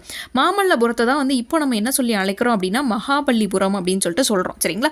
மாமல்லபுரம், அதாவது மாமல்லன் யார்? நரசிம்மவர்மன், அவரோட பேர்லேருந்து தான் வந்திருக்கு. சரிங்களா? ஸோ இது இப்போ என்ன சொல்கிறாங்க அப்படின்னா மகாபலிபுரம் அப்படின்னு சொல்லிட்டு சொல்கிறாங்க. சரிங்களா? சரி, இதை வந்து இவ்வளோ தான் இந்த பாடத்தில் நம்ம தெரிஞ்சுக்க வேண்டியது. அதுக்கப்புறம் வந்து என்னென்னா, இந்த பொண்ணு வந்து தூங்கி கனவுல வந்து இவ்வளோத்தையும் பார்த்துருப்பா. சரிங்களா? இது இவ்வளோ தான் கதை. சரிங்களா? நம்மளுக்கு தேவையானதை மட்டும் நம்ம பார்த்துட்டோம். இனிமேல் வந்து நம்ம அடுத்த பகுதியான இலக்கண பகுதி, ரொம்ப ரொம்ப முக்கியமான இலக்கண பகுதிகளை போகலாம். இலக்கணத்தில் இப்போ நம்ம என்ன டாபிக் பார்க்க போகிறோம் அப்படின்னா மயங்கொலிகள் அப்படின்ற டாபிக் தான் பார்க்க போகிறோம். சரிங்களா? மயங்கொலிகள், ஒலிகள் அப்படி தானே, ஒலிகளில் வந்து மயக்கத்தை கொடுக்குற மாதிரியான விஷயமா. சரிங்களா? அதாவது 2-3 விஷயங்கள் வந்து சிமிலராக இருந்துச்சுன்னு வச்சுக்கோங்களேன். ஒரே மாதிரியான விஷயங்கள் இருந்துச்சுன்னா நம்மளுக்கு கன்ஃபியூஸ் பண்ணும். எது வரும் எது வராதுன்னு கன்ஃபியூஸ் பண்ணும்ல. அந்த மாதிரி கன்ஃபியூஷனை கொடுக்குற ஒரு விஷயம் ஒலிகள் வந்து கன்ஃபியூஷனை கொடுக்குற ஒரு விஷயத்தை தான் பார்க்க போகிறோம். சரிங்களா? இப்போது ஒரு செட் ஆஃப் நம்ம வந்து ஒரு 8 எழுத்துக்கள் எடுத்துக்க போகிறோம். சரிங்களா? என்னெல்லாம்? ந, ல, ல, ர. சரிங்களா? ஸோ இந்த 8 எழுத்துக்களையும் பாருங்களேன். ஃபஸ்ட்டு 3 ந வந்து நம்மளுக்கு வந்து 3மே ஒரே மாதிரி ந அப்படின்ற மாதிரி தானே ஒலி இது வருது. அதில் வந்து சின்ன சின்ன வேறுபாடு மட்டும் இருக்குது. சரிங்களா? அந்த மாதிரி வேறுபாடுகள், அந்த மாதிரி இருக்கிற எழுத்துக்களை தான் வந்து நம்ம மயங்கொலி எழுத்துக்கள் அப்படின்னு சொல்லிட்டு சொல்கிறோம். சரிங்களா? அடுத்து ல, இந்த 3மே வந்து ஒரே ஒலியில் தான் இருக்குது. ஒரு சின்ன மைன்யூட் டிஃப்ரென்ஸ் இருக்குது. ஸோ இது மயங்கொலி எழுத்துக்கள். ர 2 ஒரே மாதிரி தானே இருக்குது. ஸோ இதுதான் மயங்கொலி எழுத்துக்கள். சரிங்களா? சின்ன உச்சரிப்பில் வந்து சின்ன வித்தியாசம் மட்டும் இருக்கிறத வந்து மயங்கொலி எழுத்துக்கள்னு சொல்கிறோம். இப்போ ஃபஸ்ட்டு இந்த ந இதை வச்சு பார்க்கலாம். ஃபஸ்ட்டு இந்த 3 சுழி ந இருக்குது பார்த்தீங்களா? இந்த 3 சுழி ந வந்து நம்மளோட மேல்வாய் இருக்குல்ல, அந்த அன்னத்தின் நடுப்பகுதியை, அதாவது நம்ம நாக்கை வளைச்சி அந்த அன்னத்தோட நடுப்பகுதியை தொட்டு பிறக்கிறதுனால வந்து இதை வந்து நகரம் அப்படின்னு சொல்லிட்டு சொல்கிறோம். சரிங்களா? என்னென்னு சொல்கிறோம்? நகரம் அப்படின்னு சொல்லிட்டு சொல்கிறோம். அடுத்து வந்து 2 சுழி ந வந்து நுனிப்பகுதி, மேல்வாய் அன்னத்தின் நுனிப்பகுதி. சரிங்களா? அதாவது முன்பகுதியை தொட்டு பிறக்கிறதுனால வந்து இதை வந்து நகரம் அப்படின்னு சொல்லிட்டு சொல்கிறோம். சரிங்களா? நகரம் அப்படின்னு சொல்லிட்டு சொல்கிறோம். இந்த ந வந்து பல்லு இருக்குது தெரியுமா? பல்லு, அதனோட அடிப்பகுதியை தொடுவதால் இதை நகரம் அப்படின்னு சொல்லிட்டு சொல்கிறோம். சரிங்களா? 3 சுழி ந வந்து மேல்வாய் அன்னத்தோட அதாவது நாக்கோட நுனிப்பகுதி வந்து மேல்வாய் அன்னத்தோட நடுப்பகுதியை தொடுது. இந்த 2 சுழி ந வந்து மேல்வாய் அன்னத்தோட முன்பகுதியை தொடுது. இந்த ந வந்து பல்லோட பின்பகுதியை தொடுது. சரிங்களா? மேல்வாய் அன்னத்தின் நடுப்பகுதி வந்து 3 சுழி ந, அதாவது மேல்வாய் அன்னத்தோட நடுப்பகுதி வந்து என்னது? 3 சுழி ந. முன்பகுதி, மேல்வாய் அன்னத்தோட முன்பகுதி என்னது? 2 சுழி ந. பல்லோட பின்பகுதி என்னது? நம்மளோட ந. சரிங்களா? சரி, இதை வந்து இணை எழுத்துக்களை நம்ம பார்த்துட்டோம். அந்த தெரிந்து கொள்வோம் பாக்ஸில் கொடுத்துருக்காங்கல்ல, ந வந்து இடம்பெறும் வகை. அதாவது இணை எழுத்துக்களில் பார்த்தோன்னா கசட தபர அப்படின்னு சொல்லிட்டு பார்த்தோம். அதில் இந்த நேக்கு முன்னாடி இன்னுக்கு முன்னாடி இட்டு, அது டேவர்ஸை வரும். இன்னுக்கு அப்புறம் வந்து டேவர்ஸை வரும்னு பார்த்துருக்கோம். இந்த இன்னுக்கு அப்புறம் ரேவர்ஸை வரும் அப்படின்னு சொல்லிட்டு நம்ம வந்து இணை எழுத்துக்களை நம்ம பார்த்துருந்தோமோ அதை தான் வந்து இந்த தெரிந்து கொள்வோம்ல கொடுத்துருக்காங்க. சரிங்களா? ஸோ இன்னுக்கு முன்னாடி என்ன வரும்? இன்னோட சேர்ந்து டேவர்ஸை இட்டு வரும். இந்தோட சேர்ந்து இத்து வருஷ டேவர்ஸை வரும். இன்னோட சேர்ந்து இற்று ரா வரிசை வரும் சரிங்களா. இதை வந்து இன எழுத்துக்களை கொண்டு கொடுத்துருக்குறாங்க. டகரத்தை அடுத்து நகரம் வர்றதுனால இதை டன்னகரம் அப்படின்னு சொல்லிட்டு சொல்கிறாங்க. என்னன்னு சொல்கிறாங்க? டன்னகரம்னு சொல்கிறாங்க. தகரத்தை அடுத்து நகரம் வர்றதுனால தன்னகரம் அப்படின்னு சொல்லிட்டு சொல்கிறாங்க. என்னன்னு சொல்கிறாங்க? தன்னகரம் அப்படின்னு சொல்லிட்டு சொல்கிறாங்க. ரகரத்தை அடுத்து நகரம் வர்றதுனால இது ரன்னகரம் அப்படின்னு சொல்லிட்டு சொல்கிறாங்க. டன்னகரம், தன்னகரம், ரன்னகரம் சரிங்களா. இது வந்து நம்மளுக்கு இணை எழுத்துக்களை பேஸ் பண்ணி இதை கொடுத்துருக்காங்க சரிங்களா. இந்த 3 எழுத்துக்கள் மட்டும்தான். இந்த 3 எழுத்துக்களுக்கு டிஃப்ரென்ஸ் தெரிஞ்சுக்கிட்டாலே போதும் சரிங்களா. 3 எழுத்துல ஒரு எழுத்துக்கு பதிலாக இன்னொரு எழுத்து மாற்றி போட்டோம்னு வச்சுக்கோங்களேன், பொருளே மாறிடும் சரிங்களா. இப்போ எக்ஸாம்பிளுக்கு ஃபஸ்ட்டு வந்து 3 சொல்லி நான் வச்சு வானம் கொடுத்துருக்காங்க. அப்படின்னா என்னதுன்னா வெடின்னு அர்த்தம் சரிங்களா. வானம் அப்படின்னா என்னதுன்னா வெடின்னு அர்த்தம் சரிங்களா. அடுத்து வந்து 2 சொல்லி நான் இருந்துச்சுன்னா வானம்னா ஆகாயம்னு அர்த்தம் சரிங்களா. 3 சொல்லி நான் வந்தால் வெடி, 2 சொல்லி நான் வந்தால் ஆகாயம். அடுத்து பனினா 3 சொல்லி நான் வந்ததுன்னா வேலை, 2 சொல்லி நான் வந்ததுன்னா குளிர்ச்சி, குளிர்னு சொல்லுவோம்ல அது சரிங்களா. ஸோ இந்த பொருள் வேறுபாடில் தான் வந்து இது வந்து பேசிக்காக வந்து ரொம்ப வந்து முக்கியமான ஒன்று சரிங்களா. அடுத்து இந்த லே வச்சு பார்க்க போகிறோம். லே வந்து 3 இடத்துல வரும் நம்மளுக்கு இல்லைங்களா. லே வந்து 3 லே வரும். ஃபஸ்ட்டு லே வந்து இந்த குண்டுலேன்னு சொல்லுவோம் இல்லையா. இது வந்து பற்களோட பின்னாடி, பற்களுக்கு பின்னாடி தொடுறதுனால வந்து வேவ மாதிரி இருக்கிறதுனால இதை வகர லகரம் அப்படின்னு சொல்லிட்டு சொல்கிறாங்க. அடுத்து 2வது இந்த ல வந்து என்ன அப்படின்னா நாக்கின் மேலெண்ணத்தின் நடுப்பகுதியை தொடுது. இதை வந்து நகர லகரம், ந மாதிரியே இருக்குல்ல, அதனால நகர லகரம்னு சொல்கிறாங்க. அடுத்து இந்த ல வந்து உள்ள, அதாவது வளைந்து நம்மளோட மேல்வாய் எண்ணத்தை வந்து வளைந்து வருடுறதுனால வந்து இதை வந்து லகரம் அப்படின்னு சொல்லிட்டு சொல்கிறாங்க சரிங்களா. இது வந்து லகரமும் ஒரே இடத்துல தான் கிட்டத்தட்ட ஒலிக்கப்படுது. ஆனால் வந்து அதாவது இந்த மகரம் மாதிரி இருக்குதுல்ல, இதை வந்து தமிழுக்கே வந்து சிறப்பாக இருக்கிறதுனால இதில் வந்து சிறப்பு லகரம் சொல்லுவாங்க. அப்போ சிறப்பு லகரம் என்னது? இந்த ல. சிறப்பு லகரம் என்னது? இந்த ல சரிங்களா. இதை வந்து மே எழுத்து மாதிரியே இருக்கிறதுனால மகர லகரம்னு சொல்கிறாங்க சரிங்களா. இப்போ இந்த பொருள் வேறுபாடை பார்க்கலாம். ஃபஸ்ட்டு வந்து விலைன்னு கொடுத்துருக்காங்க. விலைனா என்ன? பொருளோட மதிப்பு, அதாவது காசு சரிங்களா. அதாவது இப்போ ஒரு பொருளை கடையில் போய் வாங்குறோன்னா இதுக்கு என்ன விலை அப்படின்னு கேட்போம்ல, அந்த விலை தான் ஃபஸ்ட்டு இருக்குது. அடுத்து விலை அப்படின்னா வந்து உண்டாக்குறது சரிங்களா. விளைவித்தல் அப்படின்னு சொல்லுவாங்கள்ல, பயிரை விளைவிக்கிறாங்க அப்படின்னு சொல்லிட்டு விளைவித்தல், அந்த விலை இது சரிங்களா. அடுத்து விளைனா என்னென்னா விரும்புன்னு அர்த்தம் சரிங்களா. ஒரு விஷயத்தை செய்கிறதுக்காக விளையிறது அப்படின்னா விரும்புறதுன்னு அர்த்தம் சரிங்களா. அடுத்து இலைனா குண்டுலை போட்டோன்னா செடியில் இருக்கிற இலை சரிங்களா. அடுத்து வந்து இந்த நகர லை போட்டோன்னு வச்சுக்கோங்களேன், மெலிந்து போகுது. இல்லைன்னா இழைச்சி போயிட்டாப்பா அப்படின்னு சொல்லுவாங்களா, அந்த மெலிந்து போகிறது சரிங்களா. அடுத்து இலை அந்த லை போட்டோம்னா நூல் இலை சரிங்களா. நூல் இலை அப்படின்னு சொல்லுவாங்களா, அது சரிங்களா. சரி, இது வந்து ல வச்சு பார்த்தாச்சு. அடுத்து ரா வச்சு பார்க்க போகிறோம். அதாவது மேல்வாயோட அன்னத்தோட முதல் பகுதியை தொட்டு வர்றதுனால வந்து ரகரம் அப்படின்னு சொல்லிட்டு சொல்கிறோம் சரிங்களா. இது வந்து இடையினை எழுத்து அப்படின்றதுனால வந்து இடையின ரகரம்னு அதுக்கு ஒரு பேர் இருக்குது சரிங்களா. அடுத்து வந்து ரகரம் மைய பகுதியை உரசி வருது இல்லைங்களா, இதை வந்து ரகரம் அப்படின்னு சொல்லிட்டு சொல்கிறோம். பெரிய ர சரிங்களா. இதை வந்து வல்லின எழுத்துன்றதுனால வல்லின ரகரம், இடையின ரகரம், வல்லின ரகரம்னு பிரித்து சொல்கிறோம் சரிங்களா. இவ்வளோதான். இப்போ இதில் இருக்கிற பொருள் வேறுபாடை உணர்ந்து பார்க்கலாம் சரிங்களா. ஏரி அப்படின்னா வந்து என்னது? ஏரினா வந்து குளம், குட்டை, ஏரி அப்படின்னு சொல்லுவாங்களா, அது என்னது? நீர்நிலை சரிங்களா. அடுத்து ஏரி, இந்த பெரிய ர வந்துச்சுன்னா மேலே ஏறி போகிறது அப்படின்றது ஏரி, மேலே ஏரி அப்படின்றதுக்கு அர்த்தம் சரிங்களா. கூரை அப்படின்னா வந்து வீட்டில் இருக்கிற கூரை இருக்குதுல்ல, அந்த கூரை. அடுத்து வந்து கூரை, இந்த பெரிய ரை வந்துச்சுன்னா புடவை, புடவை அப்படின்னு சொல்லுவாங்கள்ல, அது சரிங்களா. சரி, இவ்வளோ தான் வந்து பொருள் வேறுபாடு சரிங்களா.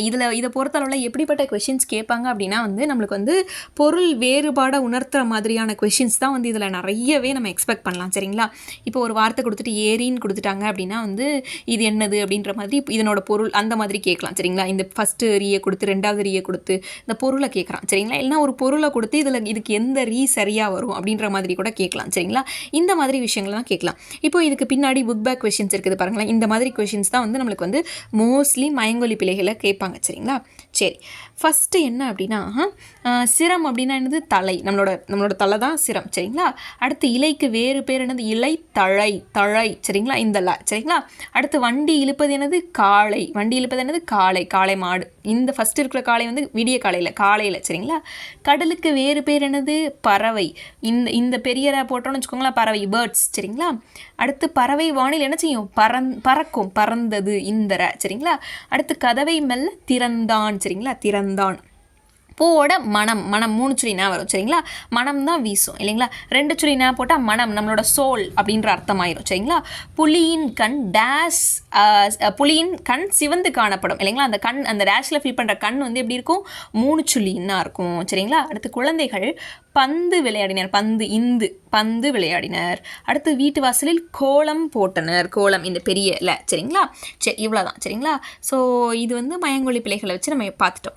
அடுத்து இதில் நம்ம என்ன முக்கியமான பகுதி பார்க்கணும் அப்படின்னா வந்து எல்லா இயலுக்கும் பின்னாடி இருக்கிற மாதிரி இந்த இயலுக்கு பின்னாடியும் வந்து நம்மளுக்கு வந்து கலைச்சொற்களை அறிவோம்னு சொல்லிட்டு கலைச்சொற்கள் கொடுத்துருக்காங்க. ஸோ அதை நம்ம பார்க்க போகிறோம். ஃபஸ்ட்டு வெல்கம்னா என்னென்னா நல்வரவு, வெல்கம்னா என்ன நல்வரவு. அடுத்து ஸ்கல்ப்சர்ஸ்னால் என்னென்னா சிற்பங்கள், வெல்கம்னா என்னது நல்வரவு. ஸ்கல்ப்சர்ஸ்னால் என்ன சிற்பங்கள். சிப்ஸ்னால் என்ன சில்லுகள், சிப்ஸ்னால் என்ன சில்லுகள். ரெடிமேட் ட்ரெஸ்னால் என்னென்னா ஆயத்த ஆடை, ரெடிமேட் ட்ரெஸ்னால் என்னது ஆயத்த ஆடை. மேக்கப்னா என்னது ஒப்பனை, மேக்கப்னா ஒப்பனை. டிஃபன்னா என்னது சிற்றுண்டி, டிஃபன்னா சிற்றுண்டி. திரும்ப ஒருக்கா பார்த்துடலாம். வெல்கம்னா நல்வரவு, ஸ்கல்ப்சர்ஸ்னால் சிற்பங்கள், சிப்ஸ்னா சில்லுகள், ரெடிமேட் ட்ரெஸ்னா ஆயத்த ஆடை, மேக்கப்னா ஒப்பனை, டிஃபன்னா சிற்றுண்டி, சரிங்களா? சரி, இப்போ இந்த இயலுக்கு பின்னாடி இருக்கிற திருக்குறள் பகுதியை நம்ம பார்க்க போகிறோம், சரிங்களா? இது ரொம்ப ரொம்ப முக்கியமான ஒரு பகுதி, சரிங்களா? சரி, இந்த திருக்குறள் பகுதியில் வந்து ஃபஸ்ட்டு நம்மளுக்கு வந்து விருந்தோம்பல்லேருந்து ரெண்டு குறள் கொடுத்துருக்குறாங்கப்பா. அதை இப்போ நம்ம பார்க்க போகிறோம், சரிங்களா? ஸோ ஃபஸ்ட்டு விருந்தோம்பல் அதிகாரத்தில் இருக்கிற இந்த 2 குறளையும் நம்ம பார்க்க போகிறோம். ஃபஸ்ட்டு குறள் என்ன அப்படின்னா, விருந்து புறத்ததா தானுண்டால் சாவா மருந்தென்னும் வேண்டார் பாற்றண்டு, சரிங்களா? அதாவது விருந்தினர் வந்திருக்கிறப்போ அது அமிழ்தமே ஆனாலும் சரி, அவங்க வந்திருக்கிறதில்ல நம்ம மட்டும் சாப்பிட்றது வந்து நல்லது கிடையாது இல்லையா? அவங்களுக்கும் கொடுத்து சாப்பிடணும் அப்படின்றது தான் வந்து இந்த குறள் சொல்லுது, சரிங்களா? விருந்து புறத்தாதா தானுண்டல் சாவா மருந்தெனினும் வேண்டார் பாற்றன்று, சரிங்களா? அதாவது சாவே இல்லாத ஒரு மருந்தை கொடுத்தா கூட அந்த இடத்துல சாப்பிட அவங்களுக்கு கொடுக்காம நம்ம மட்டும் சாப்பிடக்கூடாதான், சரிங்களா?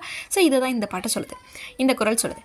அடுத்த குறள் என்ன அப்படின்னா, மோப்பக்குலையும் அனிச்சம் முகந்திரிந்து நோக்கக்குலை விருந்து. மோப்பக்குலையும் அனிச்சம், அனிச்சம்னு ஒரு மலர் இருக்குது, சரிங்களா? அதை மோந்து பார்த்துட்டோம்னு வச்சுக்கோங்களேன், அது வந்து வாடி போயிருமா.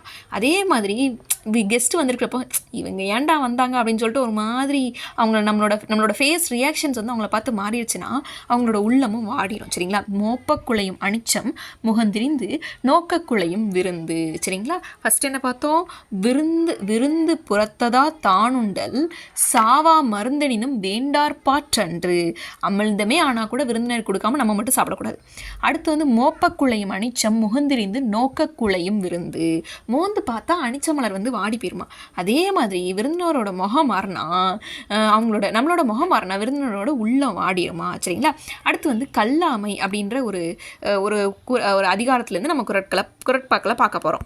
இப்போ இந்த கல்லாமை அதிகாரத்தில் பார்க்க போகிற முதல் குறள் என்னன்னா, உள்ளத்தால் உள்ளலும் தீதே பிறன் பொருளை கள்ளத்தால் கல்வமேம் எனில். அதாவது அடுத்த ஒரு பொருளை வந்து நமக்கு திருடிடலாம் அப்படின்னு சொல்லிட்டு நம்மளோட மனசால் நினைக்கிறது கூட வந்து தீமையானதான், சரிங்களா? உள்ளத்தால் உள்ளலும் தீதே, சரிங்களா? நம்மளோட உள்ளத்தில் நினைக்கிறது கூட தீதே. என்னது நினைக்கிறது? பிறன் பொருளை கள்ளத்தால் கல்வே மெனில் அப்படின்னு நினைக்கிறது கூட வந்து தீமையான விஷயம் அப்படின்னு சொல்லிட்டு சொல்கிறாங்க, சரிங்களா? அடுத்த குறள் என்ன சொல்லுதுன்னா, களவினால் ஆகிய ஆக்கம் அளவறிந்து ஆவது போல கெடும். களவினால் ஆகிய ஆக்கம், களவினால் சேர்க்கப்பட்ட பொருள், ஆக்கம்னா செல்வம், சரிங்களா? களவினால் சேர்க்கப்பட்ட செல்வம் அளவறிந்து ஆவது போல கெடும். அதாவது வளர்ந்துட்டே இருக்கிறது போல தான் இருக்கும், ஆனால் அது ஒரு நாள் அழிஞ்சு போயிடும் அப்படின்னு சொல்லி சொல்கிறாங்க, சரிங்களா? என்ன சொல்கிறாங்க? உள்ளத்தால் உள்ளம் தீதே பிறன் பொருளை கள்ளத்தால் கல்வே மீனில், சரிங்களா? அடுத்து களவினால் ஆகிய ஆக்கம் அளவறிந்து ஆவது போல கெடும். அடுத்து ஊக்கமுடைமை அதிகாரத்திலேருந்து ஒரு சில குரட்பாக்களை பார்க்க போகிறோம், சரிங்களா? ஒரு 4 குரட்பாக்கள் ஊக்கமுடைமை அதிகாரத்திலேருந்து இருக்குது. உள்ளம் உடைமை பொருளுடைமை நில்லாது நீங்கிவிடும், சரிங்களா? ஊக்கமே வந்து நிலையான செல்வம், மற்ற எதுவுமே வந்து நிலையான செல்வம் கிடையாது, மற்ற எல்லாமே வந்து நிலைத்து நில்லாமல் வந்து அழிஞ்சு போயிடும் அப்படின்னு சொல்லி சொல்கிறாங்க, சரிங்களா? உள்ளம் உடைமை பொருளுடைமை நில்லாது நீங்கிவிடும். ஊக்கம்தான் வந்து நிலையான செல்வம், மற்ற எல்லாமே வந்து நிலைத்து இல்லாமல் அழிந்து போகிற செல்வம். அடுத்து ஆக்கம் அதிர்வினாய் செல்லும் அசைவிலா ஊக்கம் உடையான் உலை, சரிங்களா? ஆக்கம் அதிர்வினாய் செல்லும், அதாவது தளராத ஊக்கம் உடையவனிடத்தில் இருக்கிற ஆக்கம் இருக்குது பார்த்தீங்களா, அது வந்து தானே வழி கேட்டு கொண்டு செல்லுமா, சரிங்களா? ஆக்கம் வந்து அதிர்வினாய் செல்லும், அது பாட்டுக்கு போகுமா, சரிங்களா? அதுவே வழி கேட்டு அதுவே போயிடுமா, சரிங்களா?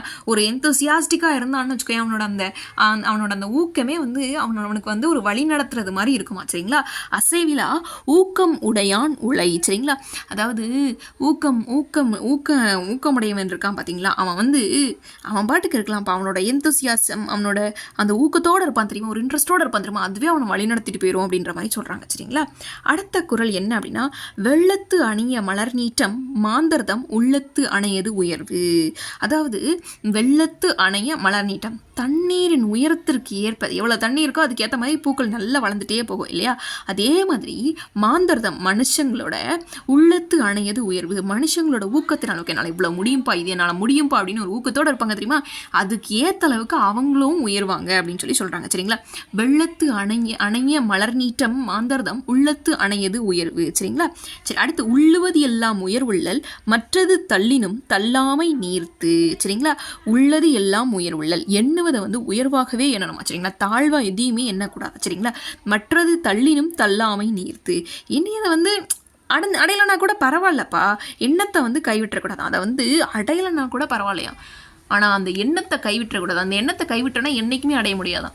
எண்ணத்தை கைவிடலைன்னா இன்றைக்கி கிடைக்கலன்னா நாளைக்கு கிடைக்கும் அப்படி. சரிங்களா? உள்ளுவது எல்லாம் உயர்வுள்ளல் மற்றது தள்ளினும் தள்ளாமை நீர்த்து. சரிங்களா? அடுத்து வந்து பயனில சொல்லாமை அப்படின்ற ஒரு 2 அதிகாரத்தில் இருக்கிற 2 குறட்பாட்கள். அதாவது தேவையில்லாத வார்த்தையில் சொல்லக்கூடாதான்ப்பா, தேவையில்லாத சொல்லக்கூடாது. அதில் இருந்து 2 குறட்பாக்களை பார்க்க போகிறோம். அரும்பயன் ஆயினும் அறிவினார் சொல்லார் பெரும்பயன் இல்லாத சொல். அதாவது நன்மை எது என ஆராயும் அறிவுடையவங்க இருக்காங்க பார்த்தீங்களா, அவங்க வந்து பயன் தராத சொற்களை பேசவே மாட்டாங்களாம். அரும்பயன் ஆயினும் அறிவினார், அதாவது நல்லது எதுன்றதை ஆராயிற அறிவுடையவங்க இருக்காங்களா, சொல்லார் பெரும்பயன் இல்லாத சொல்லல், பயன் இல்லாத சொற்களை அவங்க சொல்லவே மாட்டாங்களாம்ப்பா. அதுதான் இந்த குறள் சொல்லுது. சொல்லுக சொல்லில் பயனுடைய சொல்லற்க சொல்லில் பயனிலா சொல். பயனுடைய சொற்களை மட்டும்தான் பேசணும், பயனுள்ளாத சொற்களை பேசாமல் விட்டுறணும். சொல்லுக சொல்லில் பயனுடைய, அதாவது பயனுடைய சொற்களை சொல்லணுமா, சொல்லக்கூடாது. எது சொல்லில் பயனில்லாத சொல்ல வந்து சொல்லக்கூடாது அப்படின்னு சொல்லிட்டு இந்த குறட்பா சொல்லுது. சரிங்களா? சரி, இப்போ இதில் இருக்கிற புக் பேக் கொஷின்ஸை பார்க்கலாம். விருந்தினரின் முகம் எப்பொழுது வாடும்? நம்மளோட முகம் மாறினா வந்து விருந்தினரோட முகம் மாறும். நிலையான செல்வம் என்னது? ஊக்கம்தான் நிலையான செல்வம். ஆராயும் அறிவுடையவர்கள் டேஷ் சொற்களை பேச மாட்டாங்க, பயன் தராத சொற்களை பேச மாட்டாங்க. பொருளுடைமை, இதை பிரித்து எழுதுனா பொருள் கூட்டல் உடைமை. உள்ளுவது கூட்டல் எல்லாம்னா உள்ளுவதெல்லாம். பயன் கூட்டல் இல்லானா பயன் நிலா. சரிங்களா? அடுத்து வந்து நம்மளுக்கு என்ன கொடுத்துருக்குறாங்க அப்படின்னா வந்து இடம் மாறியுள்ள சீர்களை வந்து முறைப்படுத்தி எழுதணுமா. சரிங்களா? ஊக்கம், இதில் வந்து ஆக்கம் அதிர்வினாய் செல்லும் ஊக்கம் அசைவு இலா உடையான் வழி அப்படின்னு சொல்லிட்டு இடம் மாறி கொடுத்துருக்காங்க. சரிங்களா? ஸோ இதை நம்ம வந்து வரிசையாக எழுதணும்னா ஃபஸ்ட்டுலேருந்து எழுதுவோம். ஆக்கம் அதிர்வினாய் செல்லும் அசைவு இலா ஊக்கம் உடையான் உலை. ஆக்கம் அதிர்வினாய் செல்லும் அசைவிலா ஊக்கம் உடையான் உலை. சரிங்களா? அடுத்து வந்து உள்ளுவது எல்லாம் உயர்வுள்ளல் மற்றது தள்ளினும் தள்ளாமை நீர்த்து. சரிங்களா? ஊக்கமது கைவிடலுக்கு ஏற்ற மாதிரி இருக்கிற குறளை கேட்குறாங்க அடுத்து. சரிங்களா? அடுத்து இந்த ஊக்கமது கைவிடல் வந்து ஒய்யாரோட ஆத்திச்சுயில வரும், அதுக்கு இணையாக இருக்கிற குறளை கேட்குறாங்க. சரிங்களா? என்ன அப்படின்னா உள்ளம் உடைமை பொருளுடைமை நில்லாது நீங்கிவிடும். இந்த குறள் தானே, இதுக்கு நம்ம பொருள் பார்த்தோம்ல. சரி, இவ்வளோதான். சரிங்களா? இதோட வந்து இந்த இயல் வந்து நம்மளுக்கு முடிஞ்சிருச்சு. இதுக்கப்புறம் இருக்கிறத வந்து இதுக்கப்புறம் இருக்கிற இயல்களை வந்து அப்கமிங் வீடியோஸில் பார்க்கலாம். இந்த வீடியோ உங்களுக்கு பிடிச்சிருக்குன்னா மறக்காமல் லைக் பண்ணுங்கள், ஷேர் பண்ணுங்கள், உங்கள் ஃப்ரெண்ட்ஸ் அண்ட் ஃபேமிலிக்கு மறக்காமல் ஷேர் பண்ணி நம்மளோட சேனலை சப்ஸ்கிரைப் பண்ண சொல்லுங்கள். இதுக்கு முன்னாடி இருக்கிற எல்லா இயல்களையுமே வந்து நம்மளோட சேனலில் அப்லோட் பண்ணியிருக்கோம். நீங்கள் பார்க்கலன்னா அந்த வீடியோவை பாருங்கள். தேங்க்யூ ஃபார் வாட்சிங். Keep supporting us.